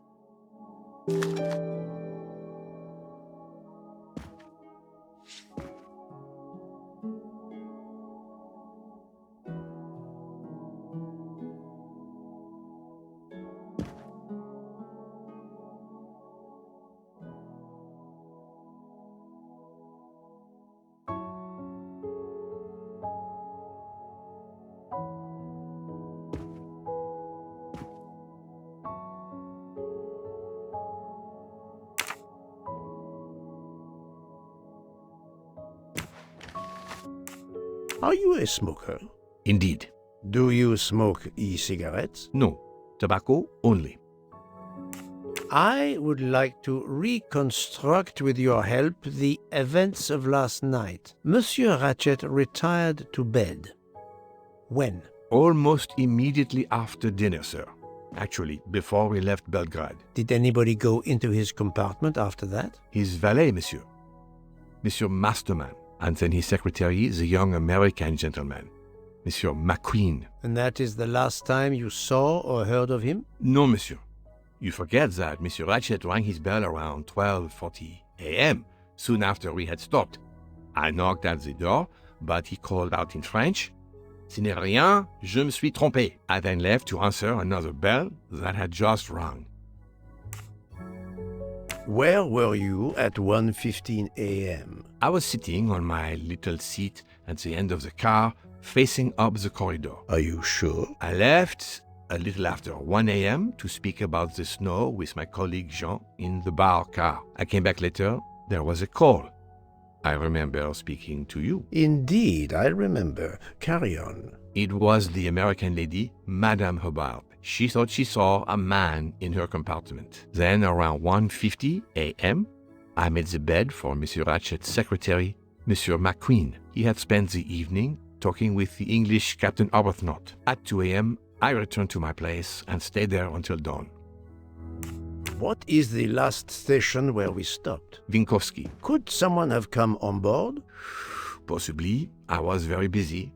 Owing to the weather, we were a few minutes late. We left at 12:10 a.m.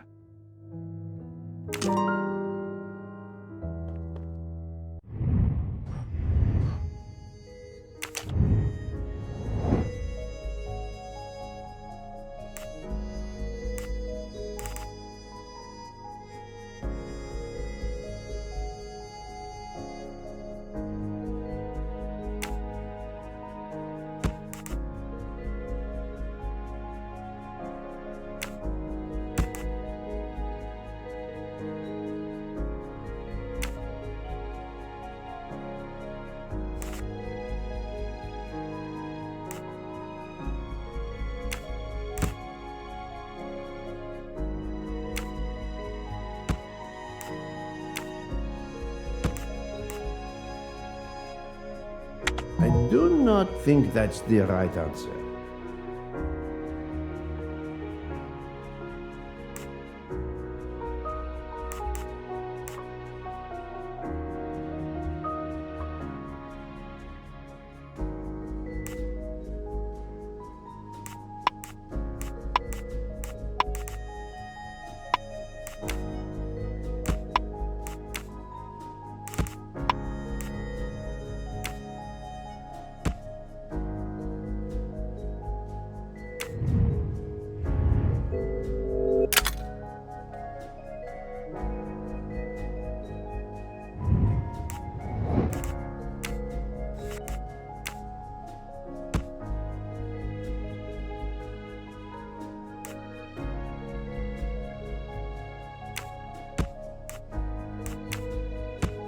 No, not good.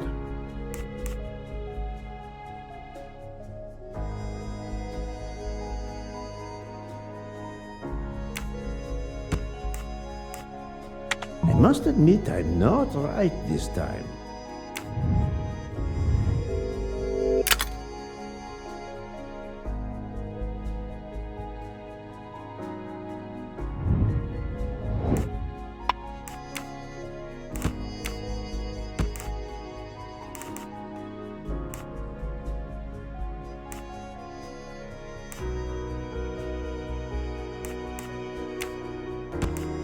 This is wrong, but I'm never far from the truth. Think, Poirot, that is not a good answer.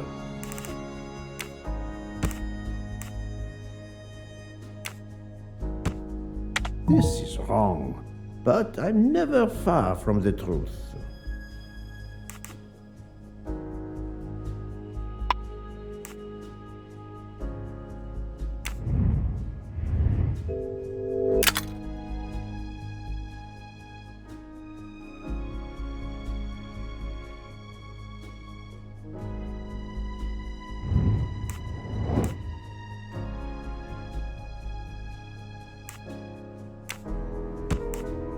I must admit I'm not right this time. No, not good.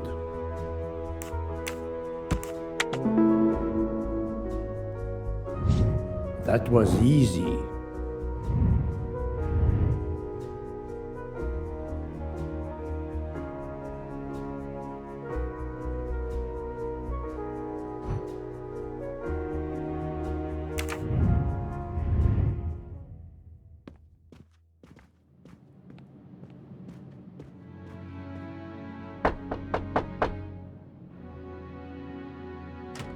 Good morning, madam. I am Hercule Poirot. Caroline Hubbard. What can I do for you, Mr. Poirot? I am the bearer of unfortunate news. It's obvious with all the commotion that something has happened. Madame Hubbard, I am afraid your neighbor, Monsieur Ratchet, was murdered last night. Oh my God! I knew it! I knew it! I would like to ask you some questions, but first, may I inspect your room? Of course, yes, you must.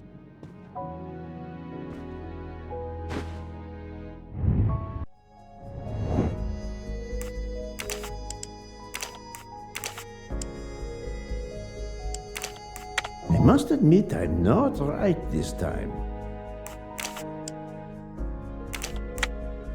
I do not think that's the right answer. Think, Poirot, that is not a good answer.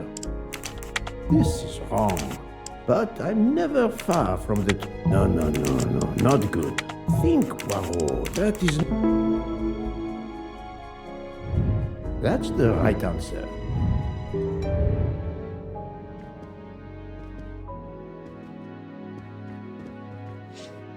The luxury of the Orient Express is present in every detail.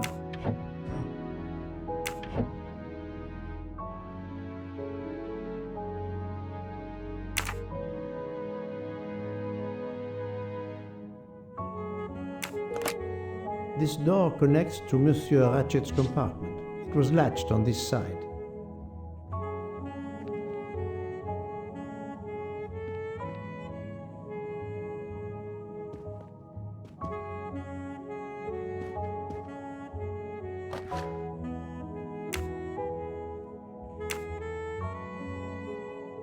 Here is a jacket button. It bears the logo of the Orient Express.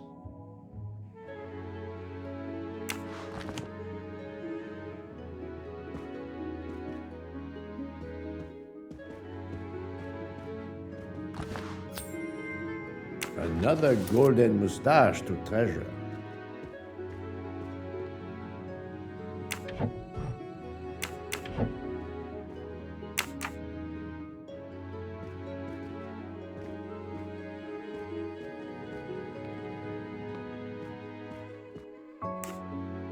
I found a jacket button on your table. It looks like it belongs to... A train employee. The button bears the logo of the Orient Express. Well, of course the conductor came in last night, but he didn't go near that table. Still, it's a safe bet that it belongs to the conductor. I'll check his jacket later, to be sure. Are you a smoker? No, definitely not. Filthy habit.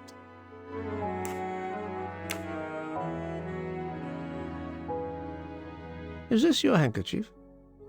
No, not at all. Yet it is embroidered with an initial H, like your name. I don't care. It's not mine, and I would certainly never buy something so impractical as that frilly thing. How is it you didn't bolt the door between the two compartments? But I had. Well, as a matter of fact, I asked that Swedish lady, Olsen, Greta, if it was bolted, and she said it was. How was it you could not see for yourself? I was already in bed, and my toiletry bag was hanging on the hook of the door. I couldn't see the latch from where I was. What time was it when you asked her to do this for you? Oh, it must have been around 10:30 or 10:45 p.m. She'd come along to see if I had an aspirin. But instead of opening my door, she opened Mr. Ratchet's door by mistake. He said something quite rude, like, "Not a chance, lady, you're too old." It shocked her. She came in. I told her where to find the aspirin, and she got it out of my toiletry bag. Poor girl, she didn't have a good night. The same could be said for Monsieur Ratchet. It appears Mademoiselle Olsen may be the last person to see Ratchet alive. Madame, please tell me about last night. The murderer was right here in my compartment. I woke up. All in the dark it was. I was just so scared I couldn't scream. I pressed the call button. I pressed and pressed. I heard footsteps running in the corridor, then a knock on my door. "Come in," I screamed. And I switched on the lights at the same time. And would you believe it? There wasn't a soul there. You think he went back into the other compartment? How do I know where he went? I had my eyes shut tight. The conductor came in. I told the man what had happened, and he didn't seem to believe me. I asked him to search the room, but he found nothing. I told the conductor to look at the door between the compartments, and sure enough, it wasn't bolted. Well, I soon saw to that. I told him to bolt it, then and there. I have not finished inspecting your room. If you don't mind,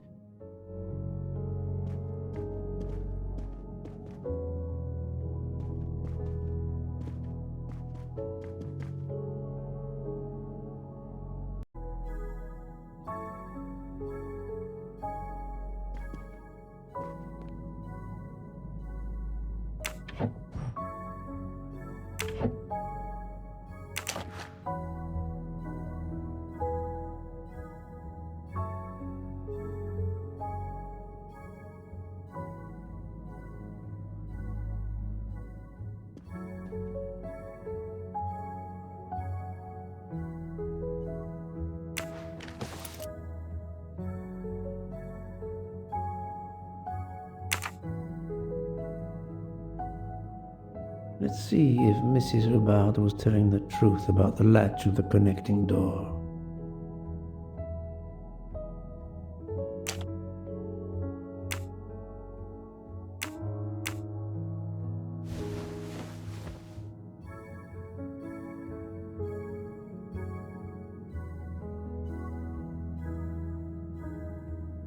This hook is probably where Mrs. Hubbard hung her toiletry bag. I can see the latch very well from here, even with the toiletry bag attached. I'll have to clear that up with Mrs. Hubbard.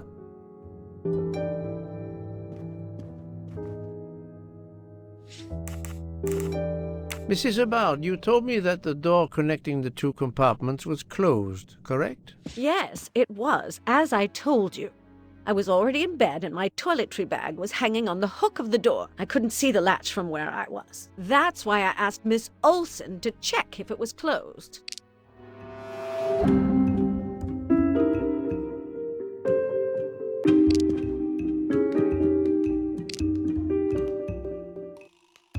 Are you sure everything you've told me is accurate, Madame Hubbard? Of course. I have an excellent memory.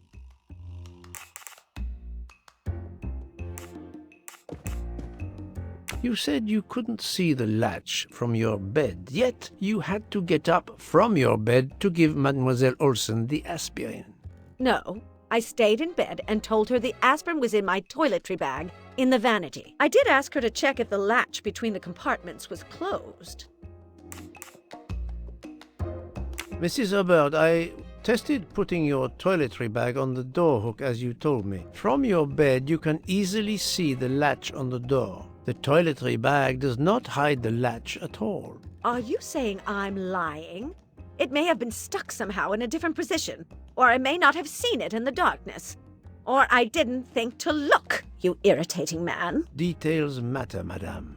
A man has been most savagely murdered. You will excuse me if I attempt to separate the truth from the false. Forget my toiletry bag and focus on who entered my compartment. Probably after killing Mr. Ratchet. Madame Hubbard is a force to be reckoned with, but I suspect I'm not done with her.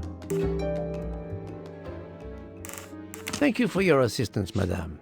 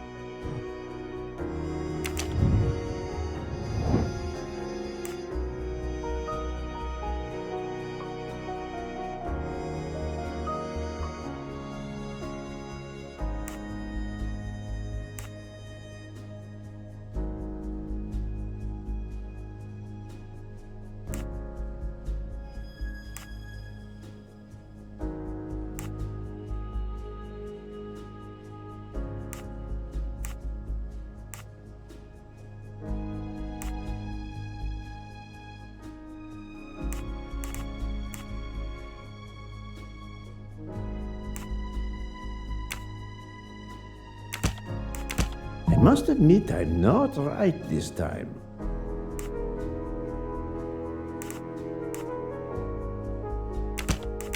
I do not think that's the right answer.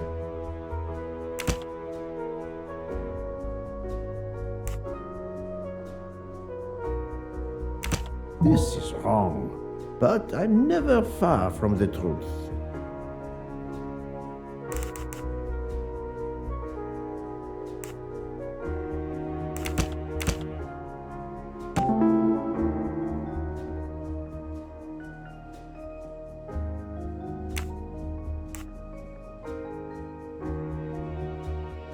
While Monsieur Michel was chatting with Monsieur Fauchet in the bar car between 1 a.m. and 2 a.m., the murderer could have escaped Ratchet's room without being seen. That's the right answer.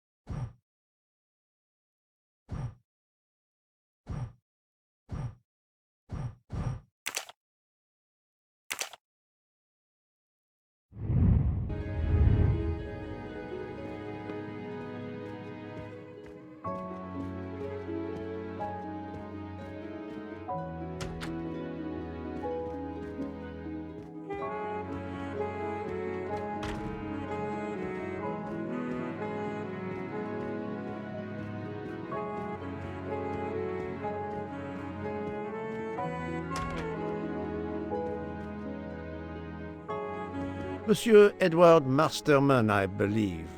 May I ask you some questions? I can barely talk. I have a terrible toothache. We have a doctor on board the train. Perhaps... I do not need a doctor. I use essential oils. If you can find my flask of clove oil in my box, I would be grateful. Fine, if you insist. I will help you.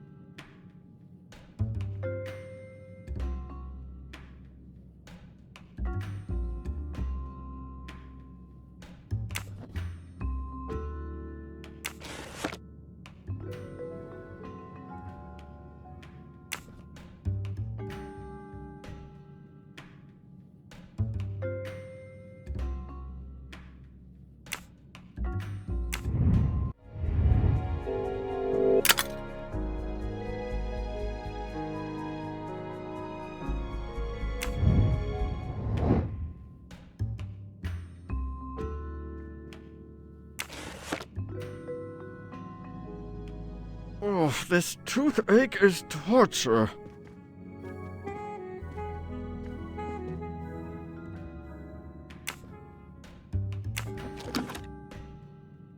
By the smell, I think that the jojoba oil spilled on the other bottles, leaving their labels illegible. I must find another way to find which one is Masterman's toothache remedy. The weighing scale is soaked in jojoba oil. It's unusable.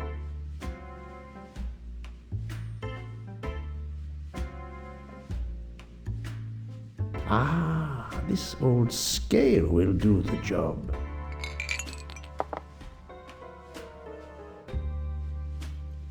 To start, I must first arrange the vials from the lightest to the heaviest.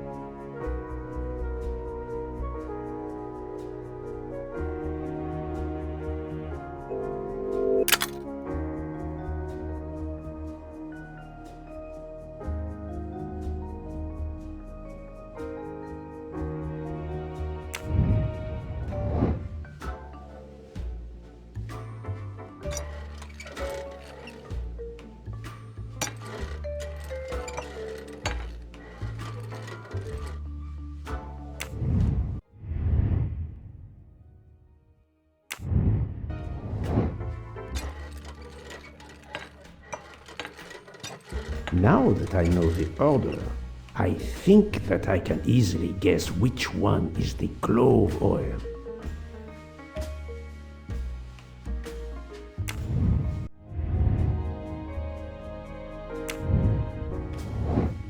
Here is Monsieur Masterman's remedy.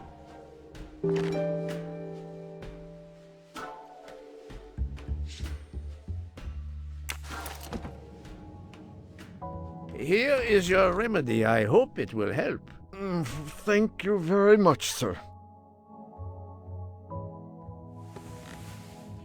Ah, well, I can finally speak without too much pain. I'm ready to answer your questions. You are Monsieur Ratchet's valet? Yes, sir, that is correct. Were you told that your employer was murdered? Yes, sir.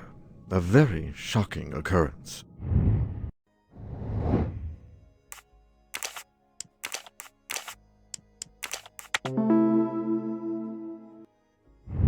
I'm right again.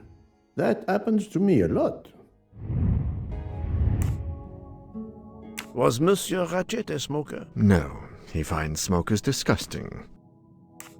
Tell me about your employer, Monsieur Ratchet. I've been working for him for 9 months. I should not wish to speak ill of the dead, but he was not a gentleman, sir. Did you know that he had enemies? Yes, sir. I heard him discussing some threatening letters, sir, with Mr. McQueen. Did he mention these letters to you? He had been reading a letter when I came in. He asked me if I was the one who put it in his compartment. I told him that I had done no such thing, and he should report it to the police at the next station. How did he respond? He laughed, sir. You're joking.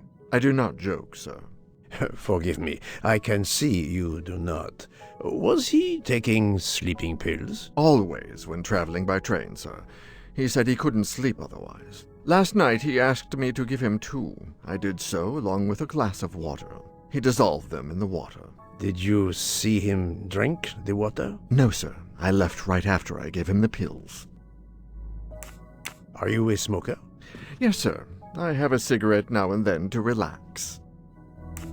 At what hour did you last see Monsieur Ratchet? It must have been around 9 p.m., sir. That or a little after. I went to bed around 10:30 p.m., same as the person who shares my room, Mr. Foscarelli. He almost immediately began snoring. What did you do then? I read, sir, and I spent a while soothing my toothache with clove oil and listening to the snoring. Did you hear anything during the night? Yes, my roommate snoring. Can you tell me again why you gave sleeping pills to Monsieur Ratchet? Yes, I gave him the pills because when he takes the train, he has trouble sleeping. The letter must have worried him. He specifically asked me to prepare the sleeping pills. I didn't see him drink the water with the pills in it.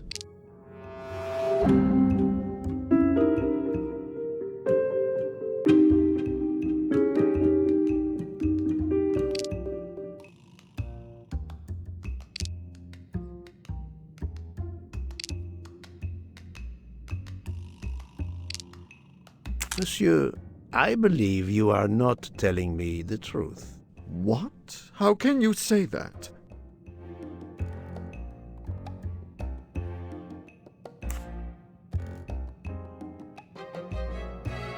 He received threatening letters, one, it seems, last night. Did you know he had a gun under his pillow? And even asked for my help to watch over him? I find it strange that he asked you for sleeping pills when he was afraid for his life and prepared to defend himself. I'm sure I don't know. Maybe to calm his nerves, maybe out of habit. It makes no sense. Wait, please. Isn't it possible that Mr. Ratchet asked me to prepare the pills, but didn't plan to drink them for some reason? It is possible. But I am a student of character, monsieur, and the Monsieur Ratchet you describe is not the man I met. If you'll excuse me, my toothache is getting worse again. I'm afraid this time you must prepare your own clove oil.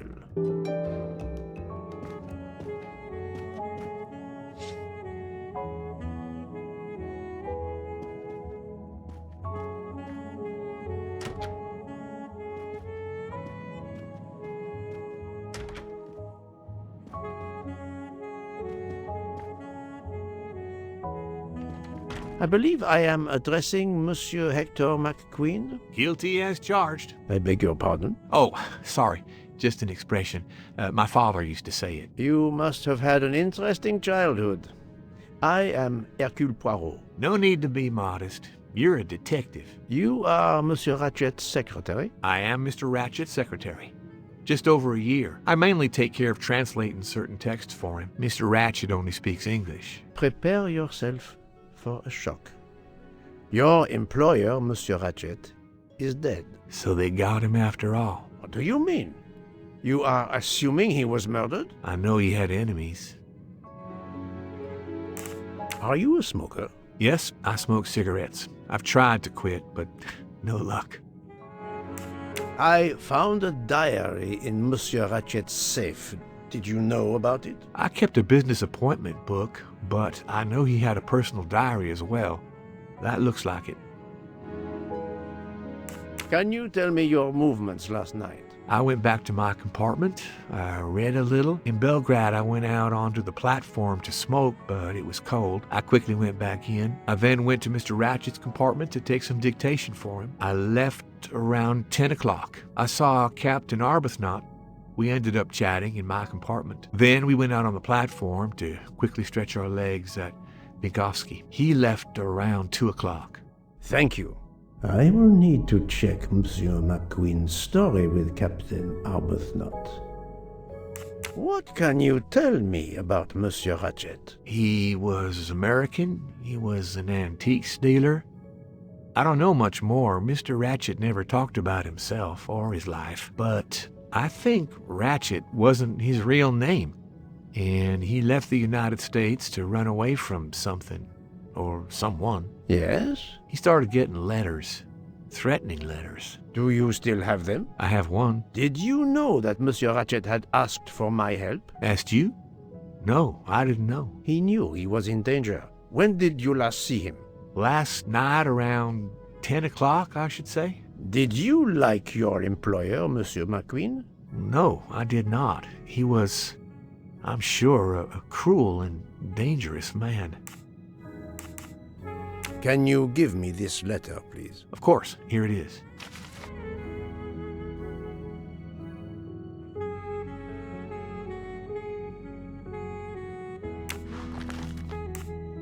Was Monsieur Ratchet a smoker? No, he hated the smell of smoke.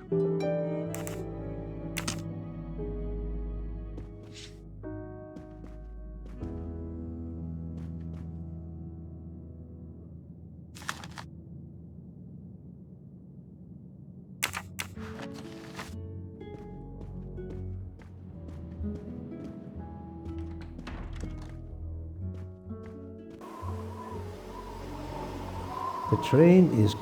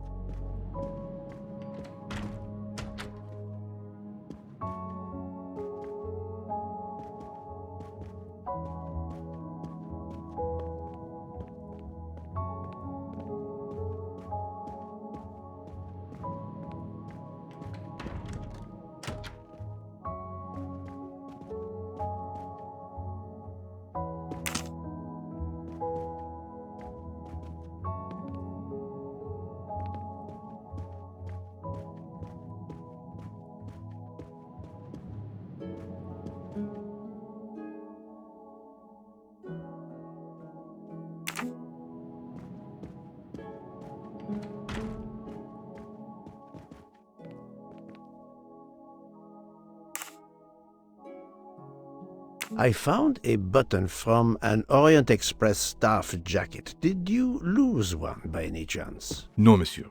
As you can see, I have all my buttons. It is not mine.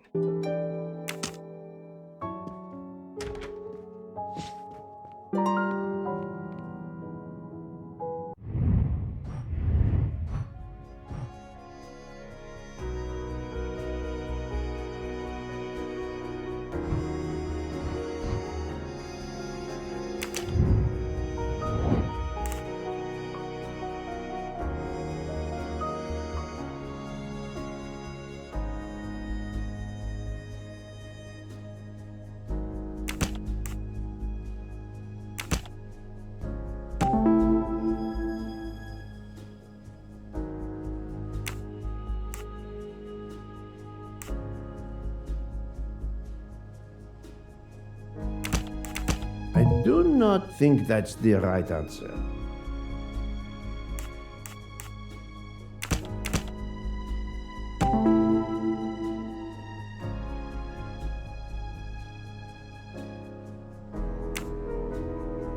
The murderer may have impersonated Ratchet by calling Monsieur Michel to make it seem that Ratchet was still alive at 12:37 a.m.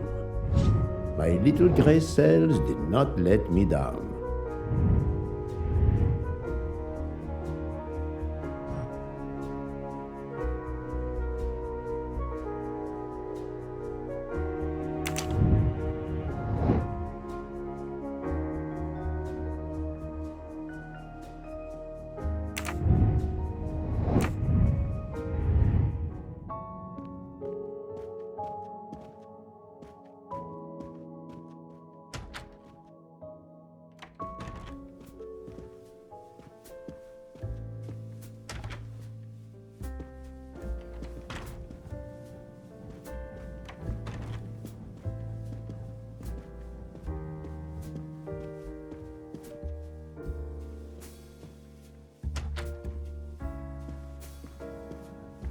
Please, do me the courtesy of leaving me alone, if you will. So, Poirot, I hope you are progressing in your investigation. I have not finished yet, but it is progressing, yes. I still have many questions that must be answered. I will report to you as soon as I can.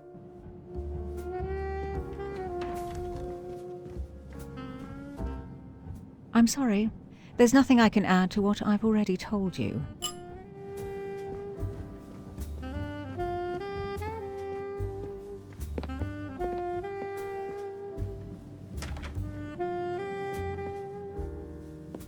The Orient Express.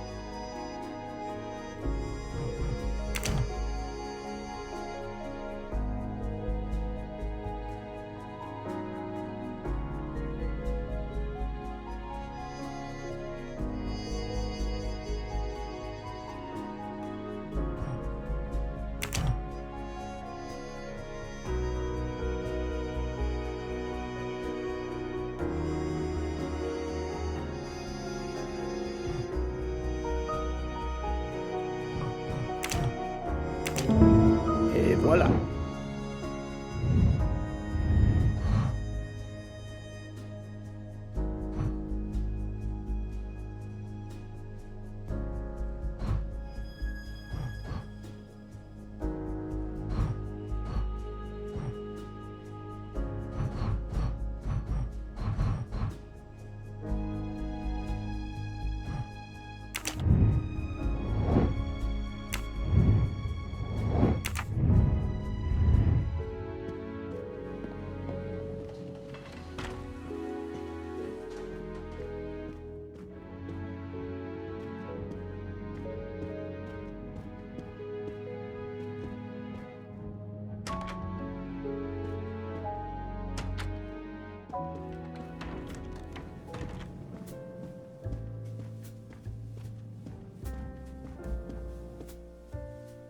So, my friend, have you found our killer?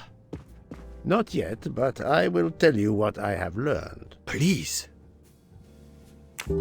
Our assassin could have gotten on the train at Vinkovsky disguised as a conductor, entered Ratchet's room and killed him. Then He walked out through Madame Hubbard's connecting door, where he lost a button from his jacket. He had to wait for Monsieur Michel to be absent. He waited too long. The train had left the station. He was trapped aboard. Indeed. He had opened the window to make it look that he'd escaped that way. However, if he waited until the train stopped again due to snow, his footprints would have been found. The murderer is still among us, on the train. There's a problem with the second-class toilets. What now? All morning passengers have been complaining that the door is locked. So I went to check. I knocked, but no one answered. I didn't think I should open it without speaking to you first. You did well, Monsieur Michel. Lead the way. I use my master key.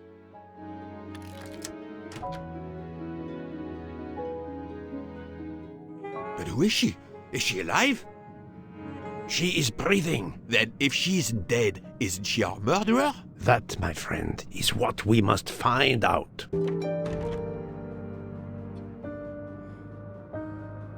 Miss, can you hear me?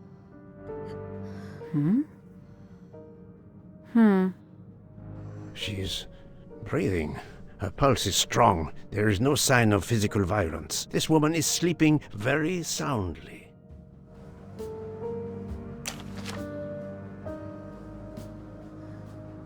The ticket reads Joanna Locke, traveling in compartment 105.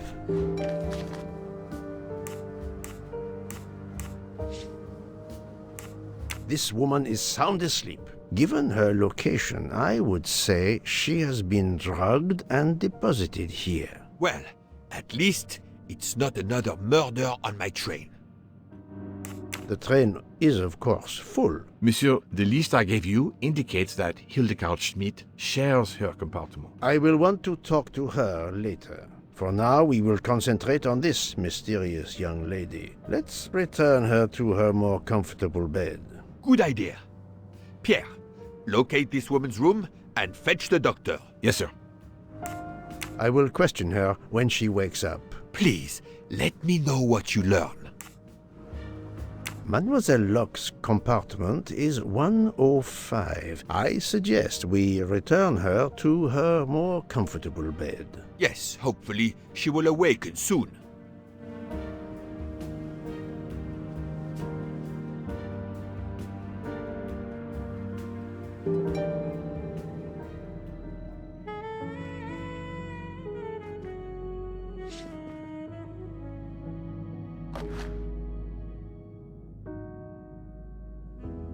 A cup of tea with white residue at the bottom.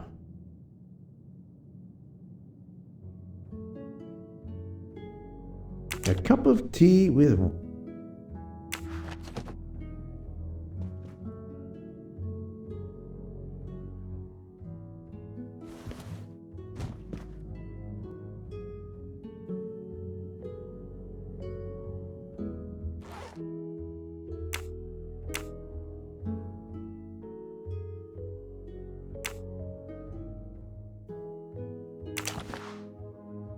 a briefcase and a wagon-lit conductor's jacket, and the button is missing.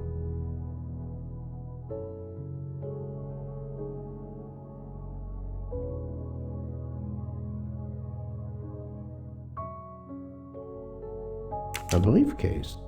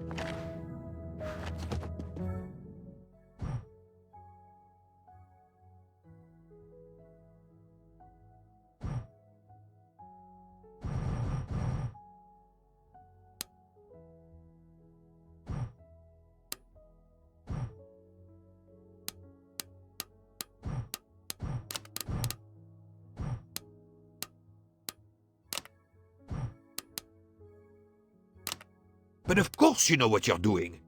It is booby-trapped, is it? If you need a break, I can ask Jean to make you some coffee. Poirot, what if the briefcase is booby-trapped? Poirot, I'm disappointed in you. I was certain you would have it by now. No, that's mine. I never remember my passwords, so I make them easy ones. We really need to find the combination. Have you tried 0000? Have you tried 1, 2, 3, 4? So, Poirot, any luck so far? No, that's mine. I never remember my passwords, so I make them easy ones. Have you tried 1, 2, 3, 4? Have you tried 0000? Book. Silent like a mouse, please. I'm sorry. You're right. I'll be quiet now. You need to concentrate. I will not utter another word. Not one. Book, there will be another murder on the Orient Express in a moment.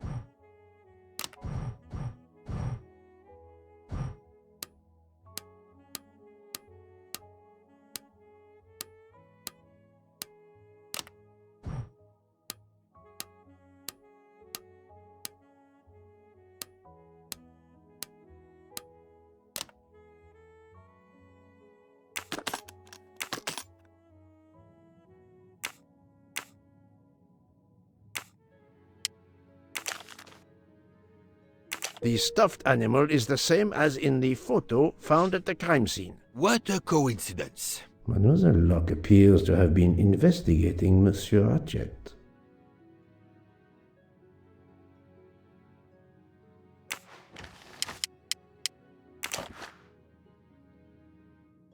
Mademoiselle Locke seems very interested in our victim. Of course. She has studied her target. Possibly.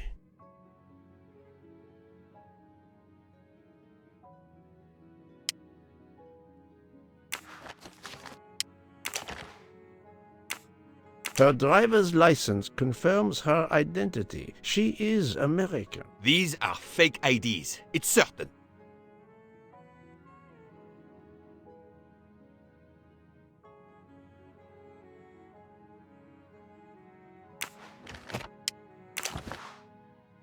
This badge says that Joanna Locke is an American detective with the Berkshire Police Department in Massachusetts. An American police officer?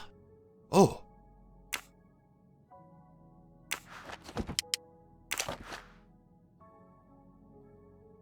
She has a gun. Come, Poirot. Criminals are often known to carry one. Ratchet was stabbed, not shot. But then why take it on the train? Look, she's waking up. Thanks to you, I would not be surprised if our murder victim were also waking up. What?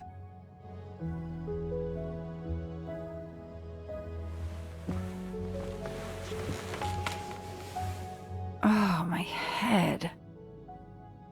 What's all the yelling about? Who are you? Give me a good reason why you should not be in handcuffs. I can give you a reason, Book. Whose handcuffs will we use? I have none. Do you? Well, You are Joanna Locke, mademoiselle? Yes, Joanna Locke. I'm a detective. Berkshire, Massachusetts Police. I have found your credentials, mademoiselle. And I know who you are, Mr. Poirot. Then, if the introductions are complete, perhaps the explanations may begin. I'll try. It's simple, really. I'm on the trail of a murderer.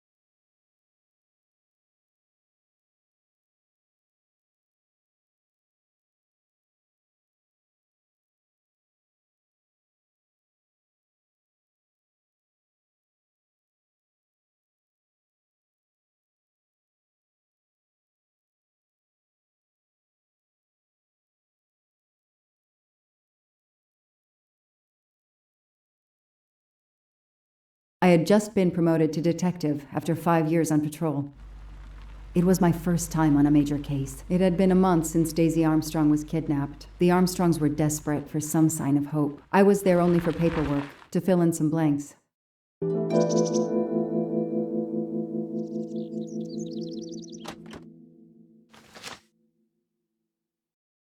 A topographical map, often more important than a road map in these mountains.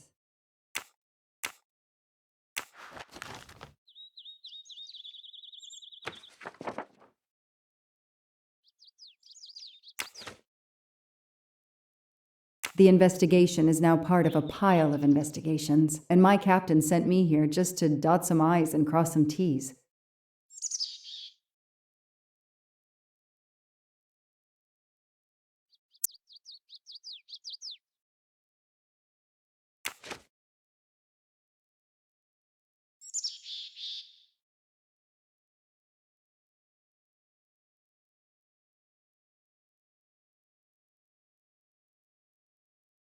The crime was audacious. How could the kidnapper know which was the window of Daisy's room?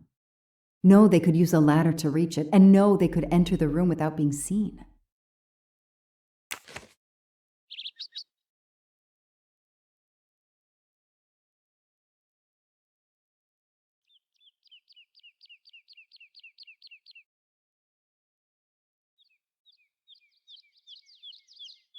The misspellings are clearly on purpose, and they didn't return the child when the ransom was paid.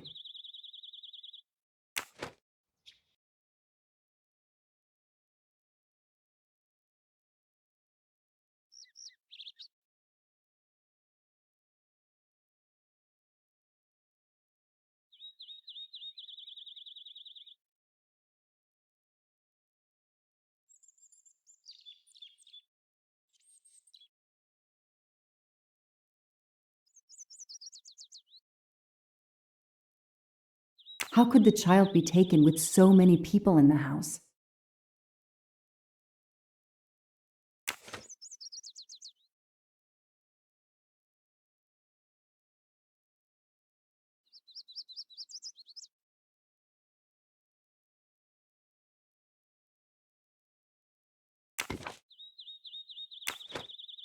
I can't imagine the pain her parents felt when they realized Daisy was gone. How are they going to feel when they realize I have no answers for them? Only more questions.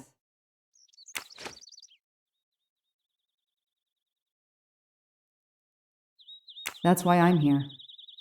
A damn computer glitch. Or somebody pushed delete instead of save. Whatever happened, we lost the nanny's deposition, so my entire contribution to the investigation is to take it again.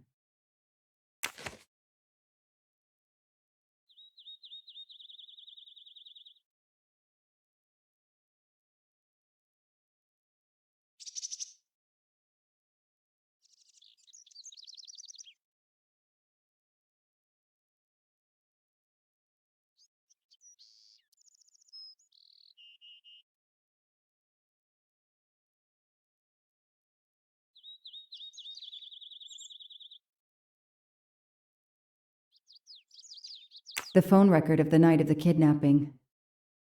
The last call was for 911.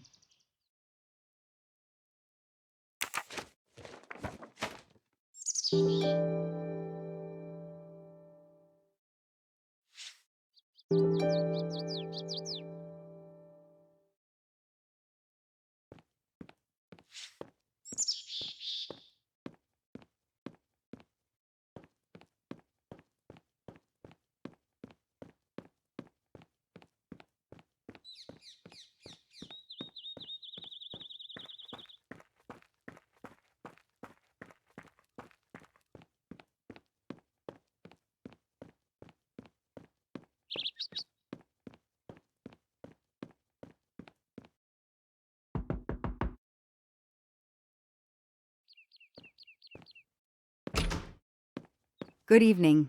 Colonel Armstrong? Yes. You're the detective they phoned about. Joanna Locke. I don't remember you. I'm newly assigned to the case. It's about time more detectives were involved. My wife, Sonia, she hasn't been herself. Every day is a waking nightmare for us. Tell me you've uncovered something new. I'm here to speak to your daughter's nanny. There was a computer problem. Her earlier statement has been lost. Oh, I see. We had hoped. Well, do as you wish. I won't be far if you need me.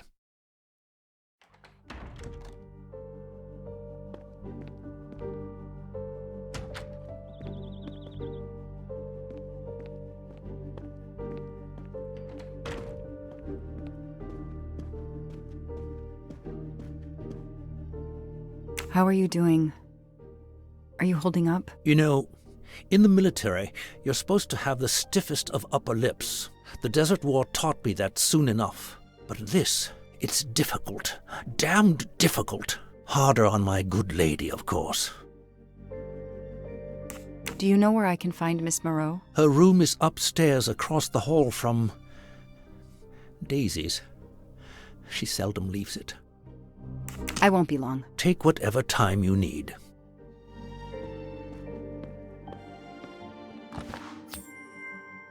A gold mustache. Thank you very much.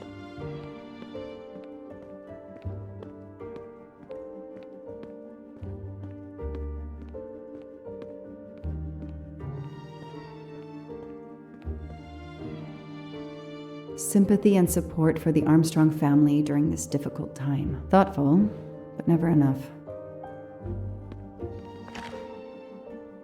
What a dear child.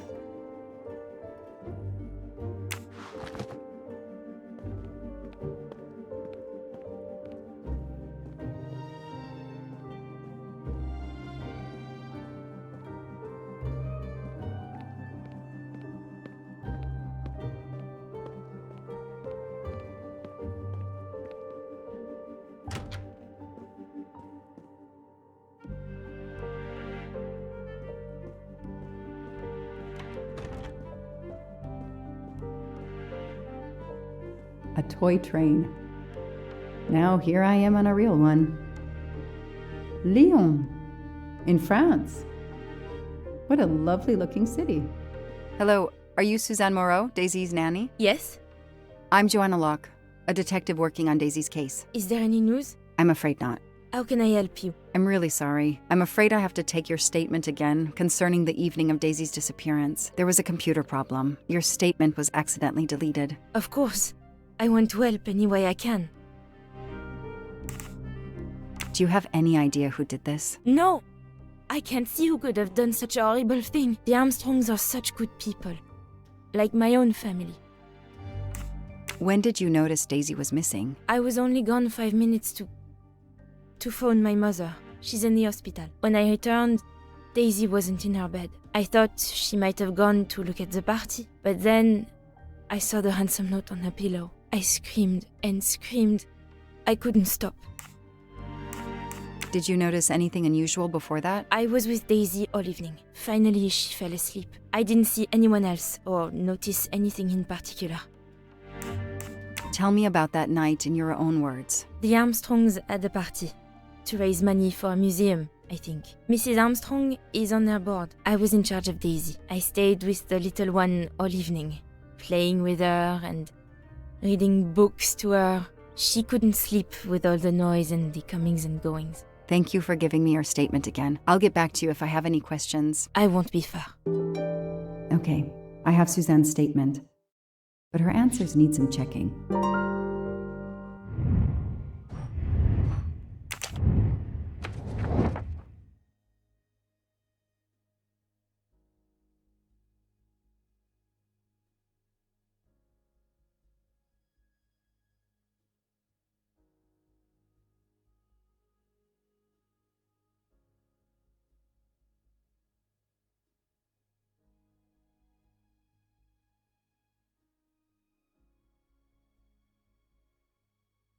Nothing shocks me here.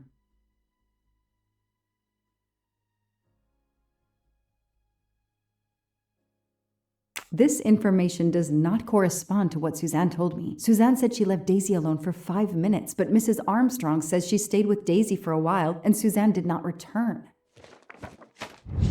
Hey, I'm a pretty good detective after all.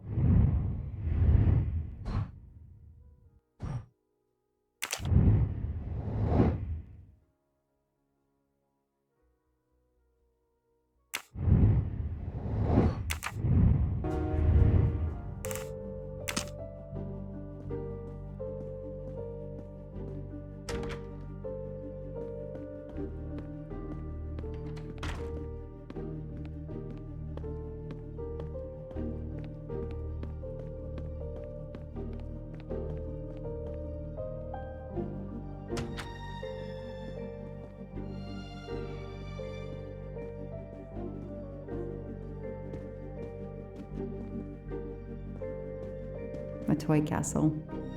When I was a kid, I had a police station and a tiny squad car with a siren that really worked. A toy castle. When I was a kid, I had a police station and a tiny... I've earned a gold mustache. Mrs. Armstrong, my name is Joanna Locke. I'm a detective investigating the kidnapping of your daughter. May I talk to you? When is your baby due? Mrs. Armstrong? Sonia? I don't want to talk. I just want to see my daughter again. That's all that matters. The poor woman. I can't imagine how she feels. And another baby on the way? I want to help, but I'm here to take the nanny's statement, and there are no words I can think of to ease Sonia's pain. The world through the eyes of a child seems so sweet.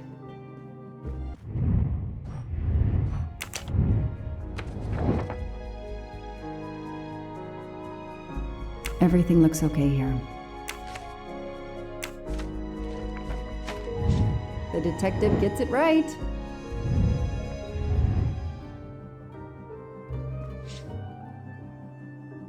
Mrs. Armstrong? Let me show you this. Daisy, my little Daisy. I miss her so much. How good it is to see her face. I can't imagine the pain you're feeling right now. She loved her little stuffed animal, Fluffy. She took him everywhere with her. The kidnappers took it as well. They didn't have to. That means they wouldn't hurt her, doesn't it? Every lead will be followed up. You have my word on that. Thank you. I shouldn't lose hope. Somehow. I know it isn't my case, but I just made a promise, and I mean to keep it. Tell me about the night Daisy was taken, especially anything about your daughter and Suzanne Moreau. Apart from seeing to our guests, I took a moment to check on Suzanne and Daisy in Daisy's room. Suzanne wasn't there, but Daisy was asleep. I sat with her for 10 minutes or so. Suzanne didn't return while I was there, but there's no reason for her to sit there all night when Daisy is asleep. I went back downstairs. Do you know where I can find Miss Moreau? She's in her room. Last door on the left. May I come back if I have more questions? Of course. Anything I can do. Okay, the story's...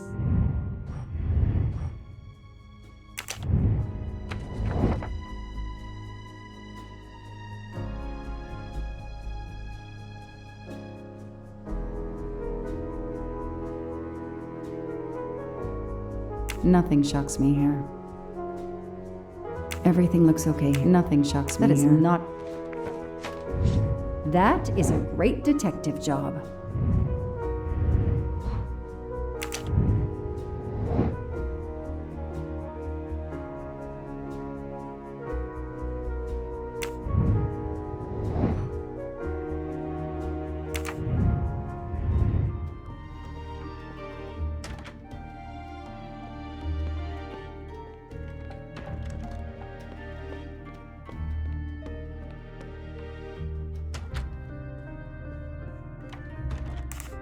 If I understand you correctly, you left Daisy when she was not asleep? The party was very loud.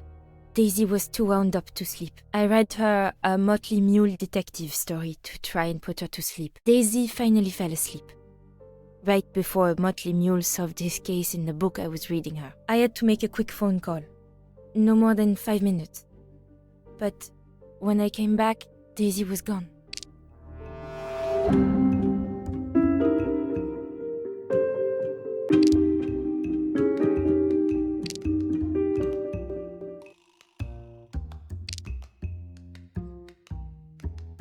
Are you sure you were only gone for 5 minutes? 5, 6, what does it matter?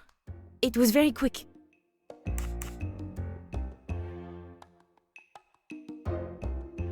What you're telling me doesn't really agree with what Mrs. Armstrong says. Mrs. Armstrong must have looked in right after I'd left. That's how it could have happened. But the timing of the kidnapping had to be so precise. How could it be? I need to find something more concrete. You say you were only away 5 or 6 minutes, but Mrs. Armstrong says she was alone there more like 10 minutes. And the phone record shows that you stayed on the call for more than 30 minutes, way longer than you said. My mother is extremely ill. It's difficult for me. I may have lost track of time. When I came back, Daisy had disappeared. It must have been a coincidence. You have to be precise, Suzanne. A little girl's life is at stake. Why are you doing this? I didn't do anything wrong. I would never hurt Daisy. I need to check Suzanne's story. She's panicking. Why now? What is she afraid of?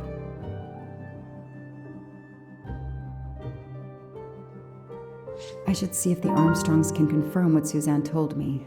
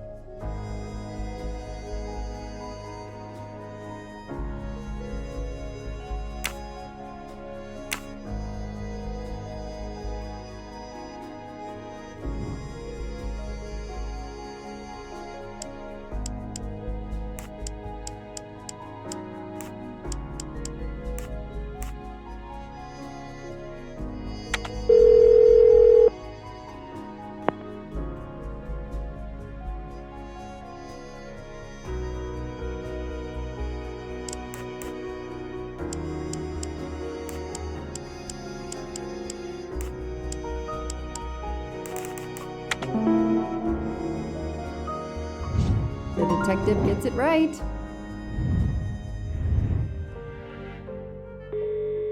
The number you have called is not in service at this time. Please hang up and dial again, or contact your service provider. The number Suzanne called is not in service? A hospital? I should see if the Armstrongs can confirm what Suzanne told me.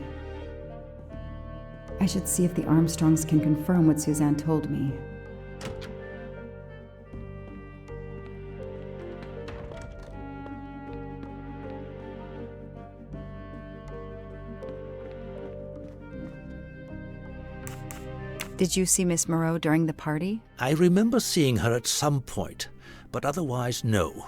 I was too busy with my guests. Wear the smile, shake the proffered hand. Ms. Moreau told me she called her mother. Well, why not? I believe they are very close, and the poor woman is not well. She needs some experimental treatment that isn't available yet in France. I won't be long. Take whatever time you need.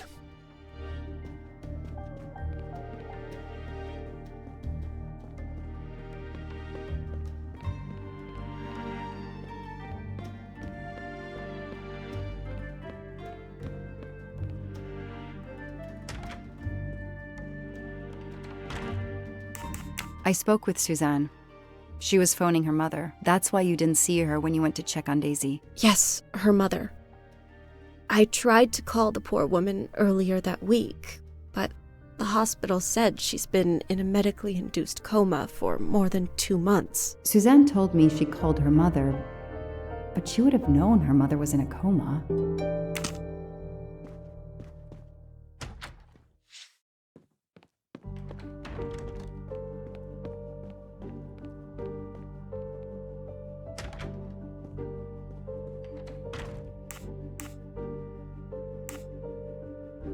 You told me you were on the phone with your mother when Daisy was abducted. As we said earlier, I didn't pay attention and was on the phone longer than I said. But since my mother is very ill, she had to leave her hometown, Lyon, because the treatment is not approved yet in France. She is in an hospital in Boston for a special treatment. I call her every night to check on her. When I came back, Daisy was gone. I'll never forgive myself.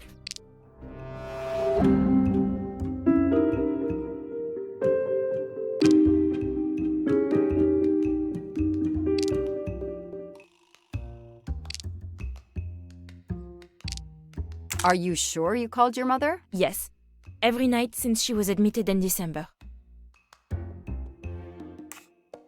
Suzanne, I think you really care for Daisy. If you do, then tell me the truth. You can't have been calling your mother while she's in a coma. My mom really is in a hospital in Boston. She really is in a coma. I wasn't calling her. I was on the phone with my boyfriend, Noah. Why lie about it? Why are you panicking? Because he's gone. I haven't heard from him since the night of the kidnapping. I'm afraid he's somehow connected to Daisy's disappearance. That he was just using me somehow. But I swear I talked to him. Yes, for more like 30 minutes that night. So he couldn't have kidnapped Daisy at the same time we were talking. But he could have kept you talking so someone else could take Daisy. Yes, you can see why I lied. Can't you? I was afraid you'd suspect me of having something to do with it. You can understand that, can't you? Suzanne, I want to believe you, but you've made it harder to find Daisy. Do you realize that? Oh my God. What have I done? What's most important is not what you've done, but what you do now. Go. I'll be back to talk to you. No more lies, Suzanne. For Daisy, no more lies. Noah. The name might lead us to that little girl. I am on this case now, whether my captain wants me to be or not.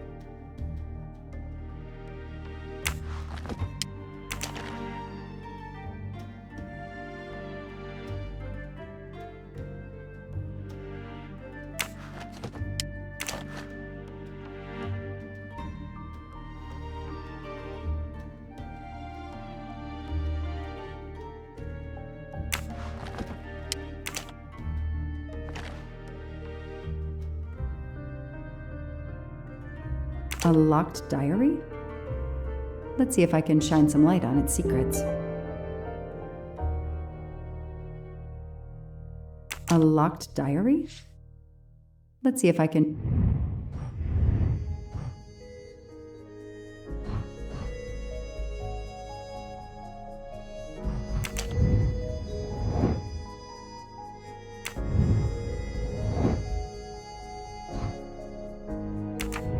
shine some light on its secrets. A locked diary?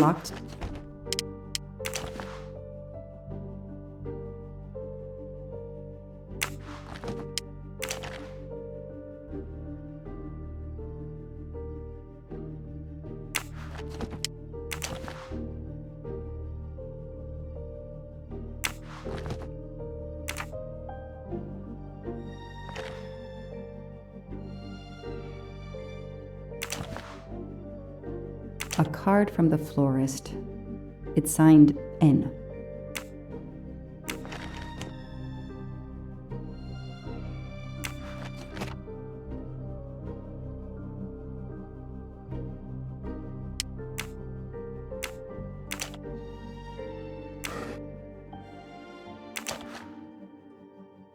An Eiffel Tower keychain, but no key.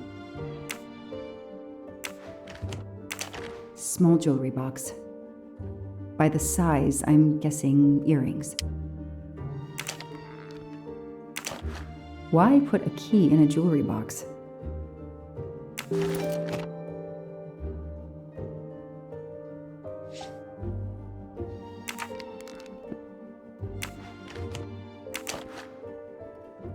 I expect Suzanne must have gone through a lot of tissues these past weeks.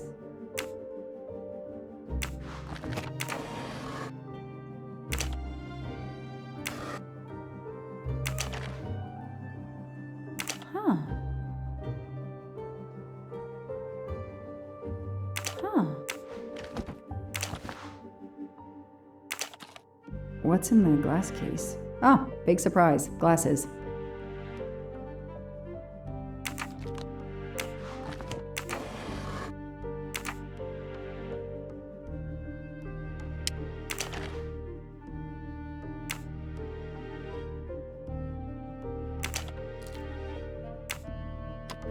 That doesn't work.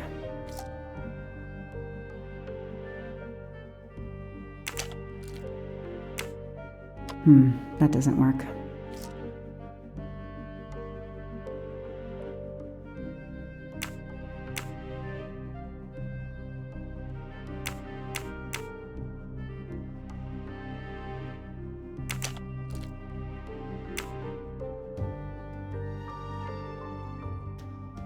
Okay, Suzanne, let's see what you haven't told me.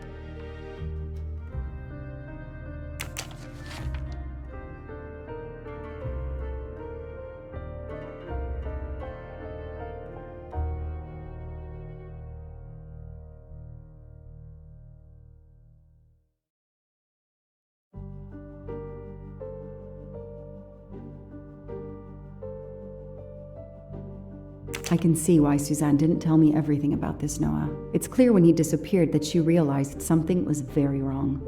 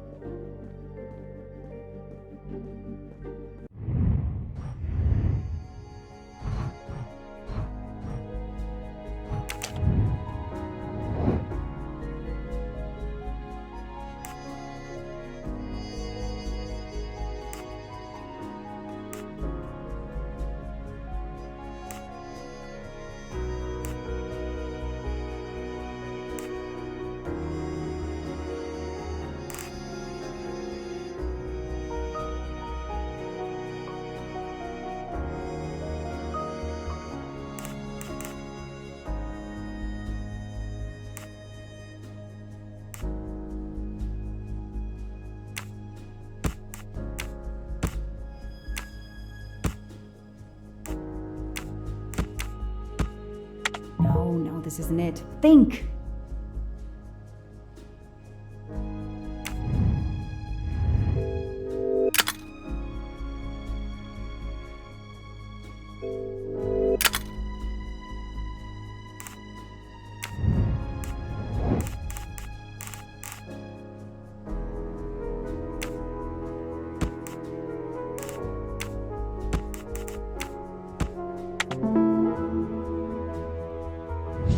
Score. 1 for the good guys. The kidnapper places a ladder under the window to Daisy's room. Then he joins the party, just one guest in the crowd. He somehow knows when Suzanne leaves the room, then sneaks upstairs. He opens Daisy's window, carries her down the ladder, and vanishes.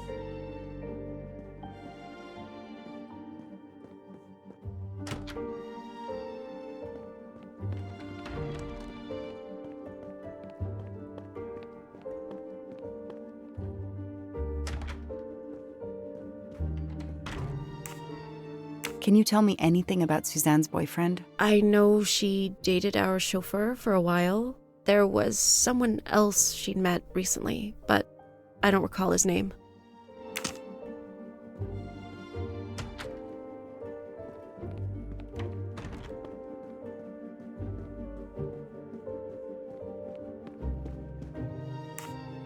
Know anything about Miss Moreau's boyfriend? Her boyfriend? I know she went out with someone for a while there. More recently, I saw a man in a 4x4 who would pick her up on her nights off. He never got out of his car, just waited for her. She did seem to spend more time than usual on the phone these past few weeks, but she worked hard. We weren't going to begrudge her what free time she had. Since the abduction, she keeps pretty much to herself. I won't be long. Take whatever time you need.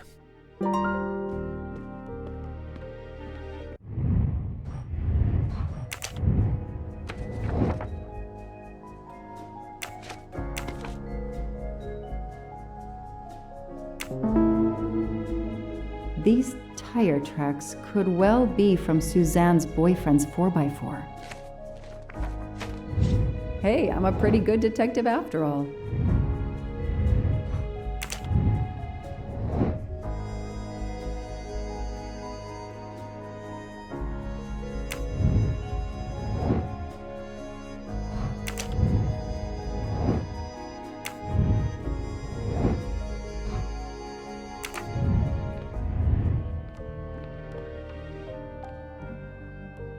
The number you called that night is no longer in service. I don't understand. That's the number the hospital gave me to call my mother's room. I imagine these flowers must have been beautiful. Who gave them to you? The gardener. They're getting pretty wilted, but I hate to throw them away.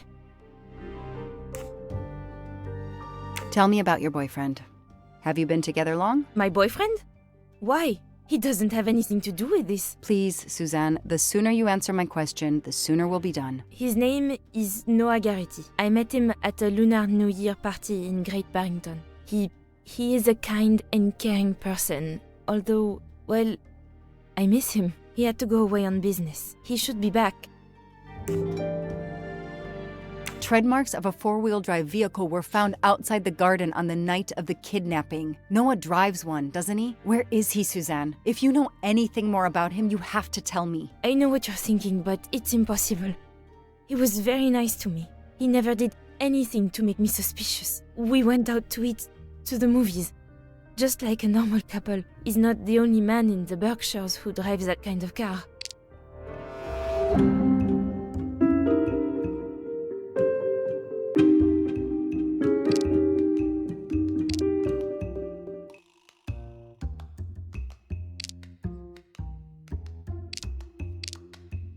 You really didn't notice anything strange about Noah until he vanished? He could get moody at times, as if he had a lot on his mind.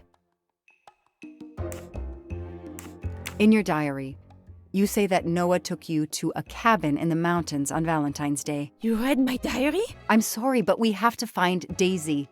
We both want that. So yes, I looked in your diary. You're right. He took me to a cabin in the woods. I waited for him in the car. He came out after a few minutes. He was very sweet and apologetic, but he never explained. We went back to the restaurant for dessert. Did you ever go back to the cabin with him? No, never. So what made Noah drive all the way to a cabin in the middle of nowhere? He left her in the car. Why was he there? This is important. I know it is. I can use Suzanne's directions to the cabin and compare them to the map of the area I have in my car.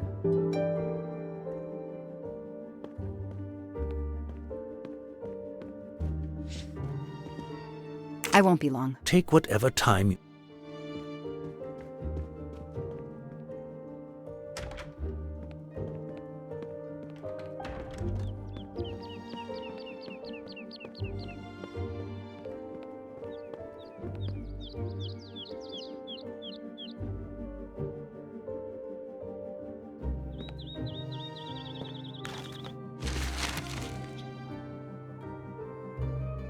Thanks to the information Suzanne gave me, I should be able to find the cabin on this map.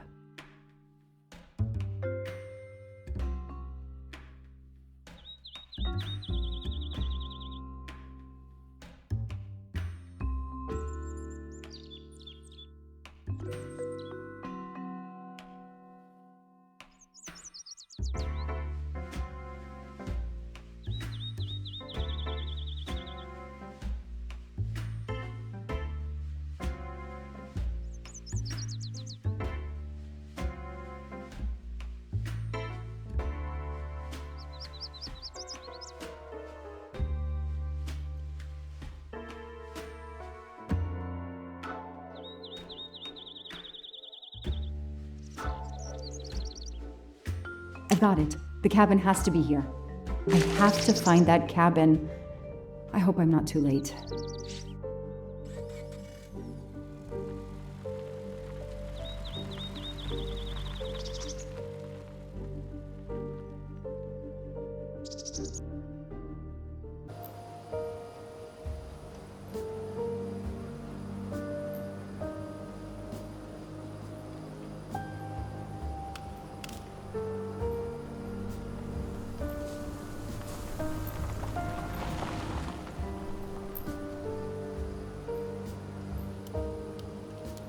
Okay, here's this famous cabin. Let's investigate.